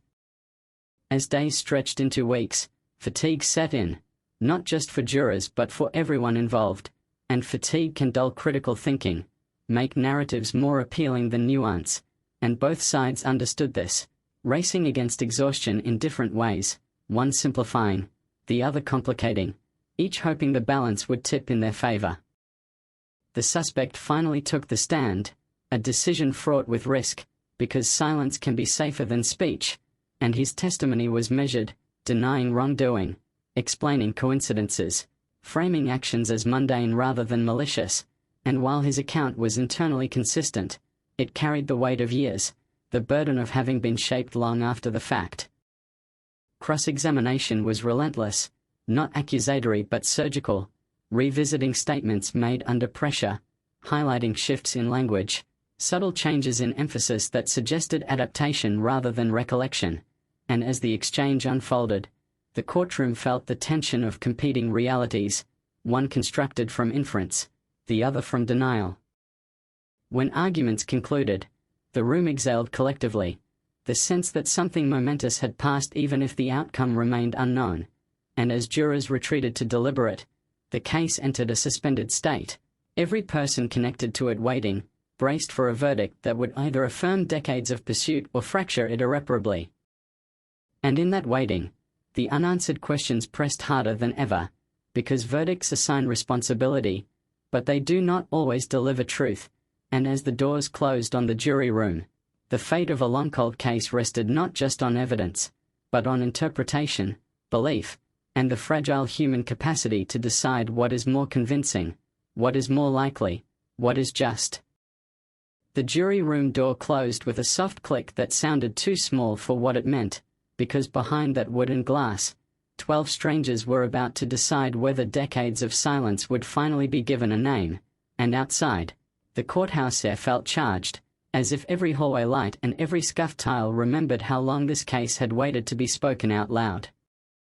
Hours passed first, the kind of hours that still feel manageable, the kind where people tell themselves deliberation is thoroughness, not doubt, and reporters sipped coffee that had gone cold, and detectives stood in clusters that pretended to be casual, hands in pockets, eyes fixed on nothing, because when you have lived inside a case for years, waiting becomes a physical sensation, a pressure behind the ribs, a pulse you can't slow down.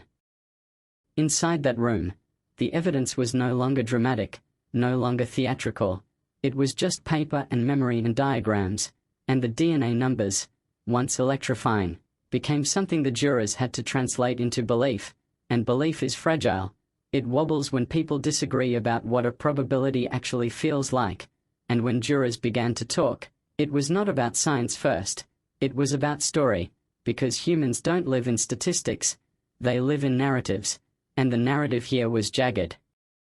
Interrupted by time, punctured by the absence at the center.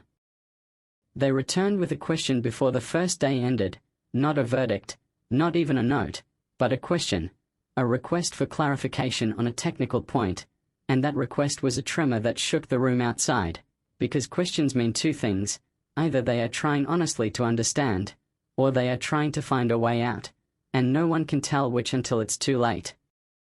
The judge answered, carefully, neutrally, and the jurors disappeared again, and the courthouse returned to its waiting posture, a building pretending to be calm while every person inside it measured time in heartbeats, and on the street outside, the community hovered in a half-gasp, as if the whole town had been holding its breath since 1998 and had only now remembered how to inhale.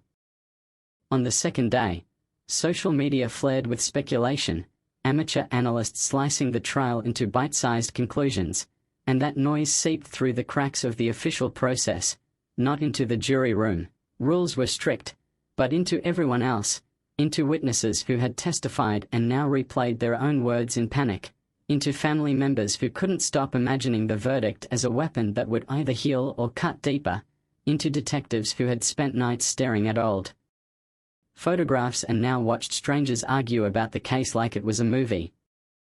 The third day brought silence so long it began to feel ominous, and in that silence, the defense team looked oddly relaxed, because they had built their strategy on the idea that certainty could be dismantled, that time had done half their work for them, that every missing piece was a brick in the wall of reasonable doubt, and prosecutors, despite their careful construction, knew that walls are easier to build than to storm.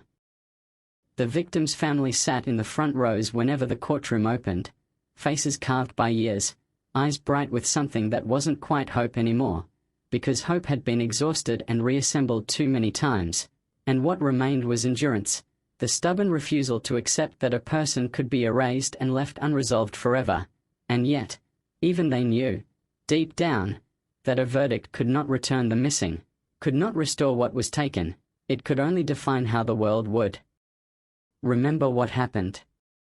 When the jury finally returned the first time, everyone rose as if pulled upward by a shared reflex, and the foreperson's hands trembled slightly on the paper, and that tremor alone was a warning, because verdicts written with confidence don't shake, and the judge's face remained carefully blank, the way trained faces remain blank when the air is full of explosives. The foreperson spoke, and the words did not land like closure, they landed like fracture, because it was not a verdict, it was a statement, we cannot reach a unanimous decision, and that sentence hit the room with a dull thud, not the sharp crack of guilt or innocence, but the heavy, dragging sound of uncertainty being dragged back into the light. A hung jury is its own kind of violence, a legal limbo that feels like the past refusing to be resolved, and gasps rippled across benches, whispers swallowed quickly under the judge's glare, and the victim's family did not cry, not yet, their faces held in a stunned stillness, as if they had been slapped but hadn't felt the pain reach the brain. The judge sent the jurors back, instructing them to continue, reminding them of their duty, and the door closed again, that same soft click, and the courthouse exhaled into panic, because now everyone understood what was happening, the case was balanced on a knife edge, and one slip could send it falling back into the dark. Deliberations stretched into another day, then another, and the longer it went, the more the community's hope curdled into dread, because time had always been the enemy, and now it was reasserting itself, reminding everyone that even in modern courtrooms, even with DNA and databases and decades of persistence, certainty can still evaporate under the heat of scrutiny. Reporters watched the defense table, searching for signs, prosecutors watched the victim's family, trying to gauge how much more they could withstand, detectives watched the empty door like it was a mouth that might finally speak, and the suspect sat in custody somewhere nearby, held between outcomes, a man whose future now depended on whether 12 strangers could agree about what his presence in that long-ago house truly meant. When the jury returned again, faces drawn, eyes tired, the courtroom felt colder, as if the air conditioning had been turned down, and the foreperson spoke again, and this time the words were final. "We are hopelessly deadlocked," and the judge's gavel came down with a sound that felt like a nail being driven into something already fragile. Mistrial. A single word that carries no blood, no screaming, no crime scene photographs, and yet it can cut deeper than a verdict, because it means the case is still alive but not moving, still breathing but not healing, and the immediate aftermath was chaos disguised as procedure, attorneys huddling, families collapsing inward, reporters sprinting for statements, and outside, the town's nervous system fired in every direction at once. Prosecutors spoke briefly, their language careful, emphasizing commitment, emphasizing the strength of evidence, emphasizing that this was not an exoneration, but those words were thin, fragile, because the public does not live in legal nuance, it lives in emotional outcomes, and the emotional outcome of a mistrial feels like failure even when it is not. The defense team, measured but unmistakably satisfied, spoke of fairness, of doubt, of the dangers of convicting without complete answers, and that message found an audience, because there will always be people who fear wrongful conviction more than unresolved crime, and there will always be people who fear unresolved crime more than the possibility of mistake, and this case had become the battleground for that tension. In the days that followed, the community split along invisible lines, some convinced the suspect had escaped accountability, others convinced the state had overreached, and those divisions were old, rooted in decades of rumor and suspicion, now given fresh oxygen by the mistrial, and the town became a place where conversations ended abruptly, where friendships strained, where people watched each other across grocery aisles again the way they had in 1998, only now the threat wasn't a mysterious kidnapper, it was the fear that the system itself could not deliver certainty.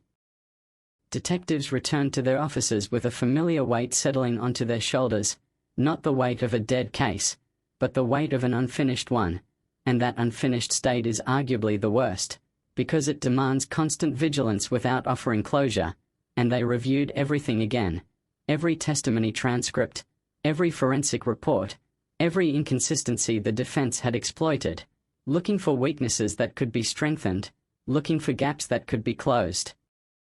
Knowing that if the case went to trial again, it would be bloodier in a different way, a battle of credibility, memory, and interpretation.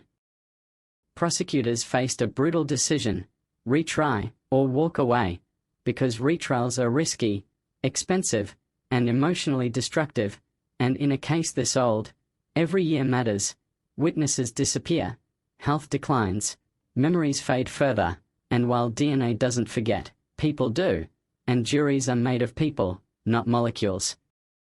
The victim's family lived inside that decision, waiting again, forced back into a posture they knew too well, the posture of not knowing what comes next, and that return to uncertainty felt like a betrayal, because they had tasted the possibility of answers, had watched a suspect stand accused, had felt the town's collective attention swing toward their loss, and now they were being asked to accept that even now, even after all this, the story could still slip through the fingers of justice.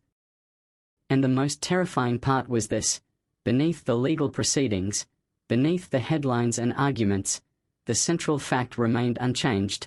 The victim was still missing, the night she vanished still unspooled in the mind without an ending, and even if the suspect were ever convicted, even if a jury someday reached unanimity, the question that haunted the town would still linger in the corners: where is she? What happened after the door opened? What did her last hour look like? And who else, if anyone, knows? Because arrests can happen without remains, and trials can happen without bodies, and verdicts can happen without truth in its fullest form, and that is what makes cold cases so corrosive. They leave room for ambiguity to live, to breed, to mutate, and in that room, the imagination becomes a second crime scene, one that never stops processing. As the weeks turned into months after the mistrial, the case did not return to silence. It hovered, volatile, waiting for the next move, and that waiting infected the community again, turning every ordinary day into a day that might be interrupted by breaking news, by another hearing, by another headline, by another attempt to force the past into a shape the present could accept. And somewhere beneath all of it, beneath the noise and the legal language, the original night remained untouched.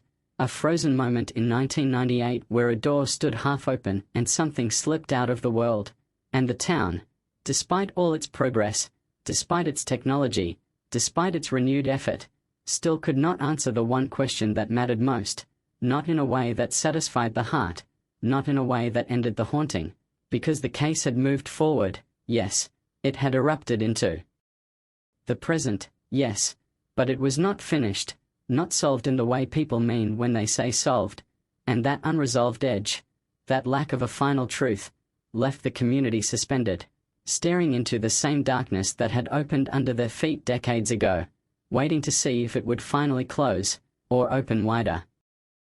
The courtroom doesn't feel like a place for truth. It feels like a place for control. Controlled voices. Controlled emotions. Controlled breathing. Even the air is regulated by routines: stand, sit, speak, wait, like the building itself is trained to keep chaos outside its doors. But cold cases carry chaos in quietly, tucked into files and photographs, and once the jury is seated, that chaos starts leaking into every pause. They tell the suspect he can testify. It's not a dramatic moment. No thunder. No cinematic swell. Just a simple question in a dry legal tone that lands like a match near gasoline. The defense attorney leans in, whispers into his ear. The suspect stares forward, unblinking, as if he's watching a distant point no one else can see. 20 years ago, he lived in a world where he could say nothing and still win. Now, silence is no longer empty. Silence is a decision. The prosecutor watches him like a hawk. Not with hatred. With calculation. If he speaks, he risks cracking. If he stays quiet, he risks looking like a man hiding behind procedure. Either way, the room will interpret him. The jury will read meaning into everything: the angle of his shoulders, the stillness of his hands, the way his throat moves when a photograph appears on the screen. He chooses not to testify. The sentence is short. The defendant will not take the stand. The judge nods. A routine acknowledgement. The kind of moment that should pass without emotion. But it doesn't. Because the choice is loud. The family hears it as rejection, another refusal to answer. The jury hears it as an emptiness they're not allowed to fill with certainty but will still feel in their bones. The suspect hears it as survival, as the safest route through a room designed to strip safety away. Then the final act begins. Closing arguments. The prosecutor stands first, and the room tightens. She doesn't pace like a performer. She doesn't shout. She speaks in a tone that feels like a headline read out loud, sharp, clean, unflinching. She tells the jury the case is not a puzzle missing one piece. It is a story told by the pieces that remain. She points to the disappearance itself, sudden, unnatural, absolute. She points to the car, found clean, positioned like a prop, returned to erase the road between her last known moment and the void that followed. She points to the suspect's knowledge of details he shouldn't have known, the way he described darkness and broken lights as if he'd stood there measuring shadows. She points to the crumbling alibi, the co-worker who realized too late that he remembered habit, not fact. She points to the DNA, silent for years, now speaking with the cold precision of science. And then she lands the blow she saved for last: time. Time didn't create this case. Time preserved it. Time protected the suspect. Time let him live through holidays and birthdays and ordinary mornings while a family kept setting an extra place at the table in their minds. 20 years, she says, and she lets the number hang in the air like smoke. 20 years of silence. And the evidence still found him. The defense stands immediately after, voice sharper, more aggressive, built to cut. They tell the jury this is not proof. This is probability dressed up as certainty. They remind them there is no body. They remind them there is no murder weapon. They remind them that a person can disappear without dying, that a case can be tragic without being criminal. They argue that DNA can travel, transfer, contamination, innocent contact. They say the state is asking the jury to make a leap, to bridge 20 years with assumptions. They turn to the suspect's life, the job, the family, the normalcy. They say monsters look like monsters. They say the prosecution is turning fear into a verdict. They say reasonable doubt like it is a shield the jury is obligated to hold up, not a question they're obligated to examine. The prosecutor doesn't object. She lets them speak. She knows something the defense can't control. Stories aren't only built from what you can prove, they're built from what makes sense when everything is placed side by side. And when the jury looks at this case as a whole, the defense's alternate explanations start to feel like smoke screens, possible in theory, but hollow in weight. The judge instructs the jury. The words are standard. The gravity is not. The jury is reminded that the defendant's silence cannot be held against him. They're reminded that the burden rests entirely on the state. They're reminded of definitions that sound clean and clinical compared to the mess of real life. Then they stand, file out, and disappear into a room where they will decide whether 20 years of silence ends with consequence. Outside the courtroom, the world waits. News stations fill airtime with phrases that sparkle with tension: cold case trial, DNA genealogy, community shocked, verdict pending. Commentators speak as if they're analyzing a game, but this isn't a game. This is grief and probability and the question of whether justice can arrive late and still be justice. Inside the jury room, time stretches again. The first vote comes quickly. Not unanimous. It never is at first. A few jurors want to convict immediately, their eyes stuck on the DNA, on the suspect's slipping story. A few hesitate, their minds snagged on the missing body, on the fear of condemning someone without the clean closure of remains. The tension rises, not because anyone wants to let the suspect go, but because the responsibility feels too large to lift with imperfect hands. They request exhibits. They study the timeline. They trace the distance between the parking lot and the place the car was found. They read interview transcripts, noting where phrases change, where confidence turns into correction. They examine photographs, not of gore, not of a crime scene, but of emptiness, an apartment that looks normal, a vehicle that looks ordinary, a life interrupted without visible violence. It's strange how much horror can exist without blood. They ask questions no one can answer. Why would he do it? Where would he take her? How could someone hide a body for so long? The room grows quiet because motive is a luxury in cases like this. You don't always get motive. Sometimes you only get opportunity and aftermath. Hours pass. Then more. Dinner arrives in paper bags. Coffee is poured and refilled. Tempers flare, then cool. The jurors talk about their own families, their own fears, their own belief in fairness. One juror admits they can't stop thinking about how the suspect described the parking lot lights. Another admits they can't stop thinking about the idea of convicting without a body. The debate becomes less about law and more about human thresholds, how much uncertainty people can tolerate before they demand closure. A juror writes 2 words on a notepad: why silent? Why didn't he push for answers when she vanished? Why didn't he call detectives, ask to help, offer information? Why did he stay perfectly still in the story while everyone else scrambled? Innocent people don't always act rationally, they remind themselves. Grief does weird things. Fear does weird things. But silence sustained for 20 years feels less like fear and more like strategy. The night deepens. They vote again. The split narrows. One juror remains unconvinced. Not convinced he's innocent, just unconvinced the state has crossed the final line. The others press, not with aggression but with weight.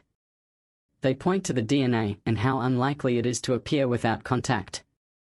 They point to the suspect's knowledge of details.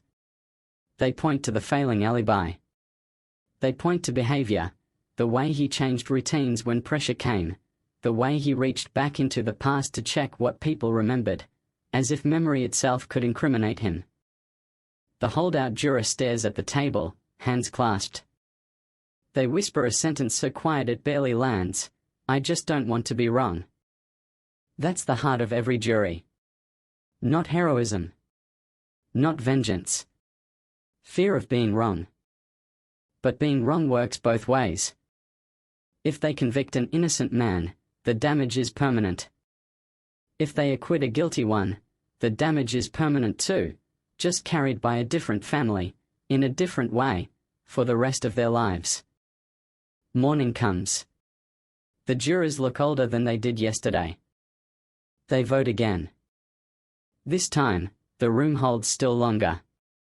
Papers slide across the table. Pens scratch. Eyes avoid meeting.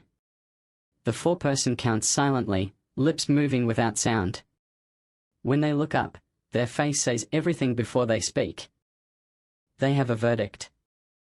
And in that moment, before the courtroom doors open, before cameras flash, before anyone hears the words, the case hangs in the air one last time, balanced between two outcomes that will both feel like violence, because no verdict can return what was taken, and no verdict can fully explain how a person can vanish so completely that a whole town learns to live around the hole she left behind. After the mistrial, the city didn't go back to normal, it just pretended to. Like a house after a break-in where the locks are changed but every creak still sounds like footsteps, and in every diner booth, every school pickup line, every late-night shift at the gas station, one phrase kept resurfacing like a bruise you can't stop pressing, cold case, as if saying it out loud might either keep the fear contained or finally force the truth to bleed out. The suspect sat in custody while lawyers argued about timelines and probabilities like they were weather forecasts, and the public listened to sound bites that stripped the story down to its bones: DNA match, sudden arrest, mistrial, and in that brutal simplification the town split into camps, some insisting the system had failed, others insisting the system had done exactly what it was designed to do, demand certainty before it destroys a life, and the victim's family stood in the middle of that divide like a target nobody meant to shoot at but everyone kept circling anyway. The prosecutor's decision became the next headline waiting to happen: retry or walk away, and every day without an answer was another day the community rehearsed both outcomes, imagining justice as a clean line drawn through chaos, imagining the alternative as a door reopening on the same darkness that had swallowed a woman in 1998, and in the district attorney's office, the file lay open again, pages turned with a kind of grim tenderness, because now the case wasn't just about what happened. It was about whether the system could still carry the weight of a past that refused to stay buried. Detectives returned to what they knew best: the work, not the spectacle, not the legal theater, but the quiet violence of rereading old statements and hearing the same broken sentences again. And this time they listened differently, because the mistrial had taught them exactly where doubt lived. It lived in the gaps, the spaces between science and story, and if they wanted to close those spaces, they needed something new, something tangible, something that didn't ask jurors to infer so much.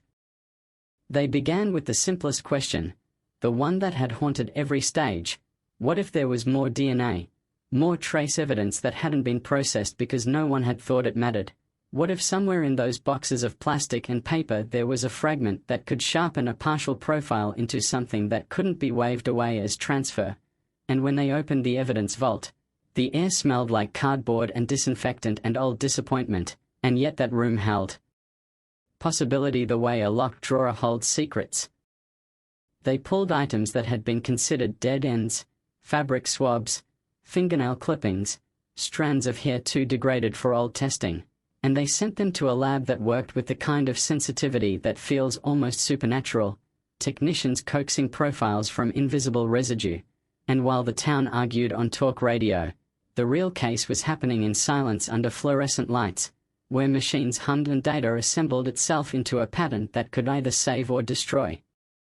The first results brought frustration, noise instead of clarity, partial markers that could belong to too many people, but then, on a separate item, a piece of material that had never seemed important enough to headline, something emerged that made the room go still, because it wasn't just a match, it was a stronger match, cleaner, less explainable, and it anchored the suspect not to vague presence but to a specific interaction, a point in time that aligned too tightly with the refined timeline to dismiss as coincidence.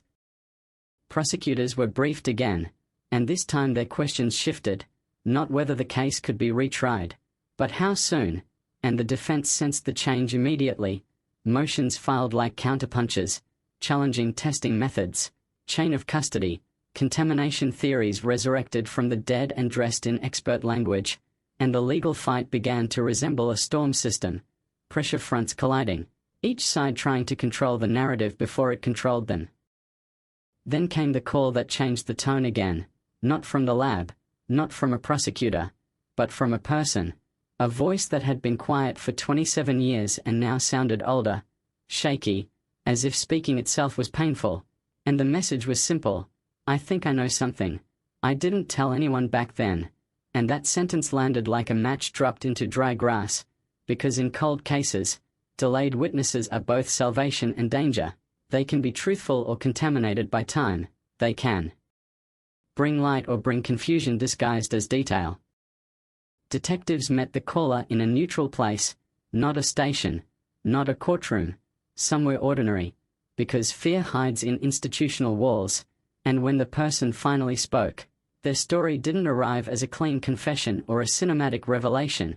It arrived in fragments, a car parked where it shouldn't have been, a voice in the dark, the sense of being watched that had lingered for weeks afterward, and the reason they stayed silent was not indifference, it was fear, fear of retaliation. Fear of being wrong, fear of becoming a target in a town that had turned suspicion into a sport.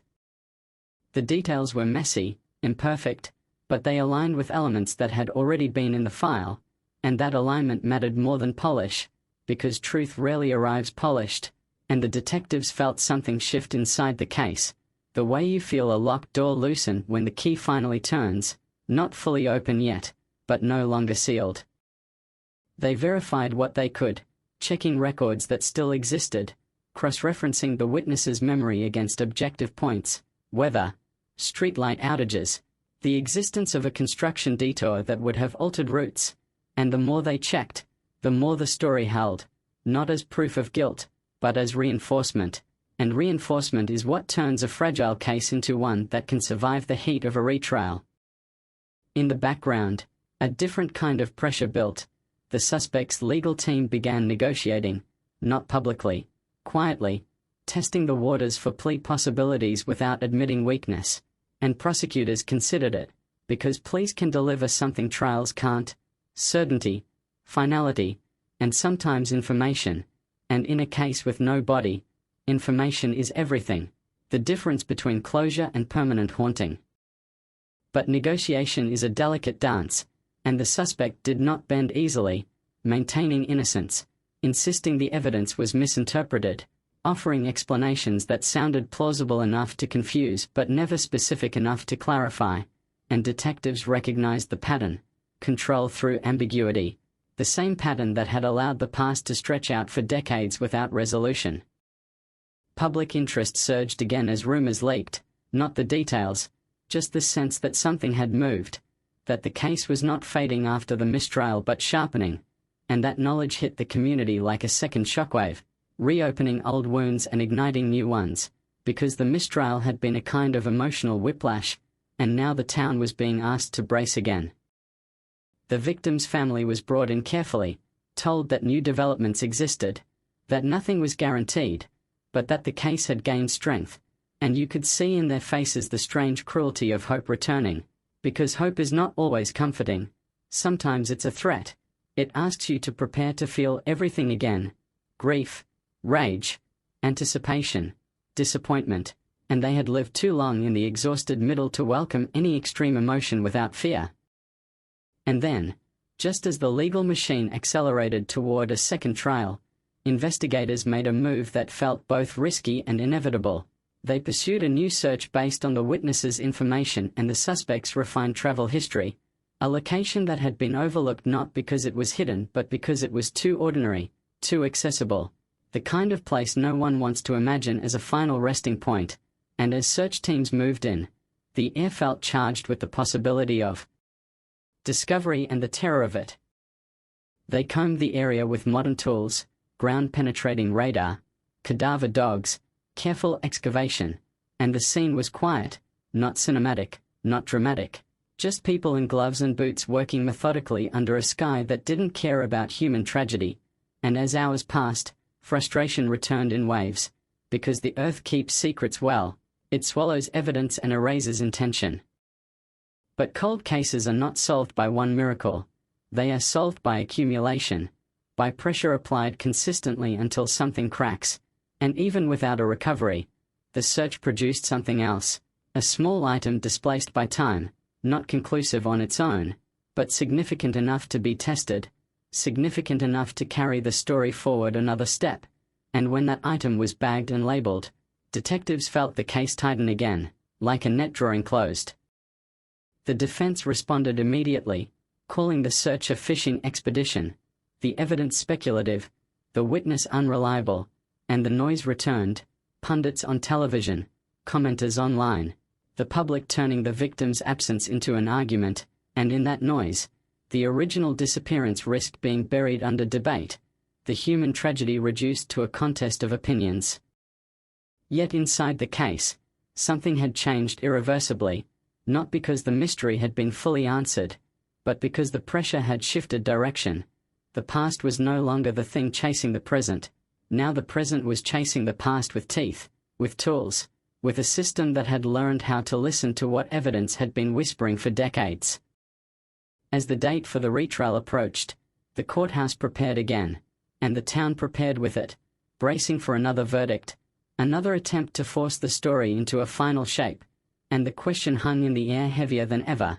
Would this time deliver justice, or would it deliver another fracture that left the community suspended between belief and doubt? Because the truth, the real truth, was still not fully visible, and everyone knew it. Prosecutors, defense attorneys, detectives, the victim's family, the public, and even the suspect. And that shared knowledge made the atmosphere electric with dread. Because when a case reaches this stage, it stops being about what happened and becomes about what can be proven. And sometimes those are not the same thing. Sometimes the gap between them is where the haunting lives. And as the town waited for the second trial to begin, it felt as if the original night in 1998 was playing again behind everyone's eyes. The half-open door, the quiet house, the missing woman, the absence that had shaped decades, and now, finally, the sense that something was about to give, that the case was nearing an edge where it could either collapse into permanent ambiguity or break open into a truth sharp enough to cut through every lie it had sheltered for so long. The second trial began under a different kind of silence, not the fresh silence of a community hearing the story for the first time, but the tense, bruised silence of a place that had already been jolted awake once and now feared the shock might fail to land. Because when justice hesitates, it teaches people to distrust outcomes, and distrust is contagious. The courthouse felt smaller this time, tighter, as if the walls had closed in between mistrial headlines and new evidence updates, and everyone walked through security with the same rigid posture, shoulders squared, eyes forward, as if looking around might invite the past to stare back.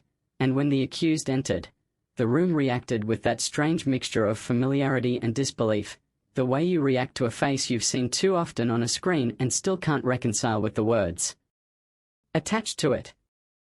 Prosecutors did not open with drama, they opened with discipline, and it was clear they had learned from the first battle. They did not ask the jury to leap across gaps. They built bridges, plank by plank, and those bridges were made of details that could be touched, measured, verified, not just inferred. And as they spoke they returned again and again to the same pulse of language, routine, opportunity, alignment, and then, quietly, inevitability. They presented the strengthened DNA findings with cautious confidence, not promising magic, not overselling technology, but explaining consistency across multiple tests, multiple items, and what that consistency meant in human terms, that the same profile kept appearing where it should not have been, that the probability of random coincidence tightened like a noose, and as the jurors listened, you could feel something shift, not certainty, but attention, because consistency is hard to dismiss when it repeats.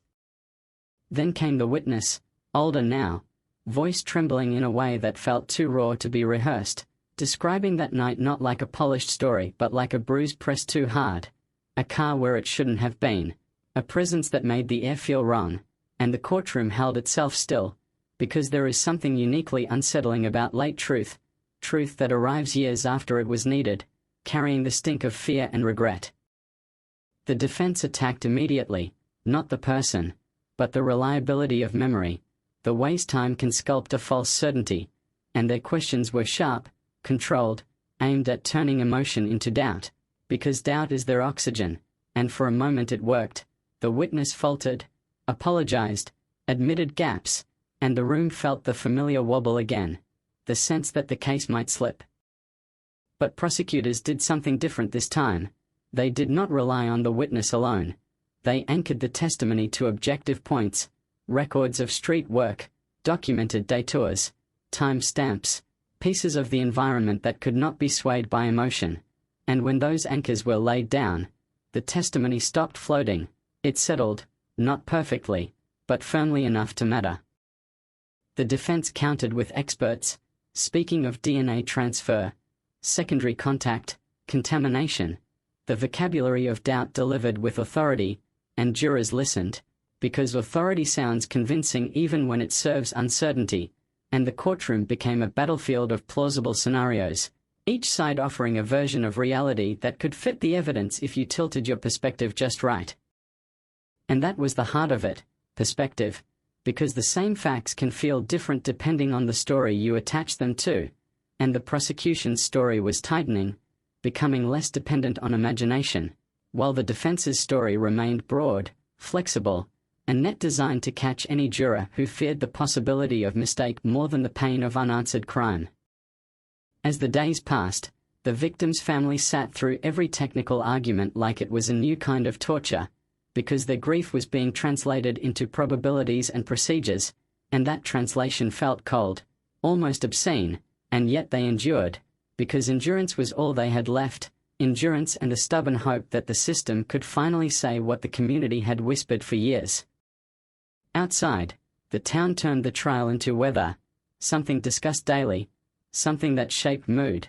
Did you hear the testimony today? Did you see what the experts said? Do you think they'll convict this time?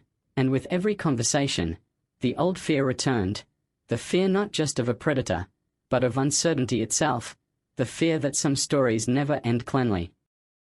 Then, midway through the proceedings, prosecutors introduced the item recovered during the renewed search, a small piece of physical reality pulled from an overlooked place, and while it was not the missing person, not the undeniable closure everyone craved, it was tangible, it was testable, and it carried trace evidence that aligned with the evolving narrative, and when that alignment was explained, methodically, the room leaned forward, because jurors respond to what can be held in the mind, without strain.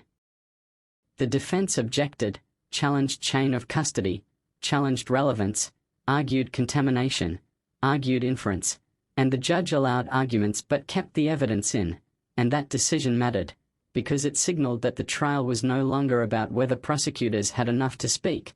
It was about whether jurors could believe the voice of the evidence over the voice of doubt. The accused did not take the stand this time, and that absence was strategic, because the first trial had shown how speech can create cracks, and silence, protected by law, can be safer than any denial, and the jury was instructed not to interpret that silence, but humans interpret silence anyway. They always have. Silence invites imagination, and imagination is dangerous in a courtroom. Closing arguments arrived like the final tightening of a rope, the prosecution urging jurors to see the pattern as a whole, the defense urging them to see each piece as separate, And that contrast was the trial distilled into a single choice. Do you trust accumulation? Or do you demand a single undeniable moment of proof? And the prosecutor, voice steady, reminded them of the central truth, that a missing person case can be real without a body, that evil can erase evidence, that the absence of remains does not erase responsibility, and in that moment, the room felt its oldest tension surface, the human desire for certainty colliding with the reality that certainty is not always available. The jury retired again, and the waiting returned, but it felt different, heavier, because this time the town had already survived one fracture, and another would not just disappoint, it would confirm a kind of hopelessness, the belief that even with modern tools, some crimes outlast accountability, and that belief would not stay contained in this case. It would spill into every future investigation, every future jury, every future victim. Deliberations lasted long enough to burn nerves raw, and when the jury finally returned, the room rose again. The same reflex, the same breath held, but this time the foreperson's hands were steady, and that steadiness changed the temperature instantly, because steadiness signals decision, and decision signals finality. The verdict was read, and the words landed like a heavy object dropped into water, sending ripples through every face in the room, guilty on the charge presented, and the victim's family reacted not with celebration but collapse, shoulders shaking, hands covering mouths, because conviction is not joy when the person you loved is still missing. Conviction is a kind of grim validation, proof that the nightmare was real, proof that they had not imagined the danger that stole a life from their orbit. The defense moved immediately, promising appeals, challenging evidence, warning of miscarriage of justice, and those promises were not empty, because appeals are the afterlife of trials, especially in cases built on science and inference, and everyone knew that conviction did not mean the end. It meant a new chapter, one written in briefs and motions instead of testimony and tears. And still, even with that conviction, the central absence remained. The victim was not found, the ending of the night in 1998 still not fully spoken, and that absence hung over the courthouse like fog, because the community had gained a legal conclusion, but not the human closure it had begged for, not the knowledge of where she was, not the knowledge of what she suffered, not the knowledge of whether she heard anyone calling her name. In the weeks after sentencing, investigators kept working, because conviction did not satisfy the missing, it only confirmed the crime, and detectives pursued the one outcome that could still deliver something close to closure: location, remains, an explanation, and they pressed the convicted man for information, offered deals, offered small concessions, anything that might pry open the last sealed door, but he remained silent, a silence that felt deliberate, punitive, as if denying the family. That final truth was the last control he could exert. The town tried to breathe again, but the air had changed, because now everyone carried two truths at once: the truth that a suspect had been held accountable, and the truth that the victim was still gone. And living with those twin truths is complicated. It does not feel like an ending. It feels like a scar that never fully closes, a reminder that justice can arrive without comfort. Years from now, people would still speak her name, still point to the case as evidence that cold cases can move again, that science can reach backward through time and grab hold of a hidden thread, but they would also speak of it as a warning, that even when a system declares guilt, the heart may remain unsatisfied, because the deepest wound in a missing person case is not the question of who, it is the question of where, and that question can haunt longer than any prison sentence. And on certain nights, when the street is quiet and the air turns cold, when porch lights glow like watchful eyes and sprinklers tick across trimmed lawns, the neighborhood where it began still feels the echo of that half-open door, still feels the way a life can vanish without a sound loud enough to wake the street, and the community, despite its verdict, still remembers what it felt like to live with an absence so complete it rewired their sense of safety, because some mysteries don't end. They change shape, they trade one kind of darkness for another, and even when a case is labeled solved, the shadows it leaves behind can stretch for generations. The file may be stamped closed, the headlines may fade, the courthouse may empty, But the question that started everything still lingers in the corners of memory, not as an unsolved puzzle anymore, but as an ache, a reminder that the past never truly stays past. It waits, patient, until a DNA match, a sudden arrest, a courtroom decision, forces it to step back into the light, and when it does, it doesn't just reveal what happened, it reveals what a community had to become in order to survive. Not knowing, and what it will never quite recover even after the law finally speaks.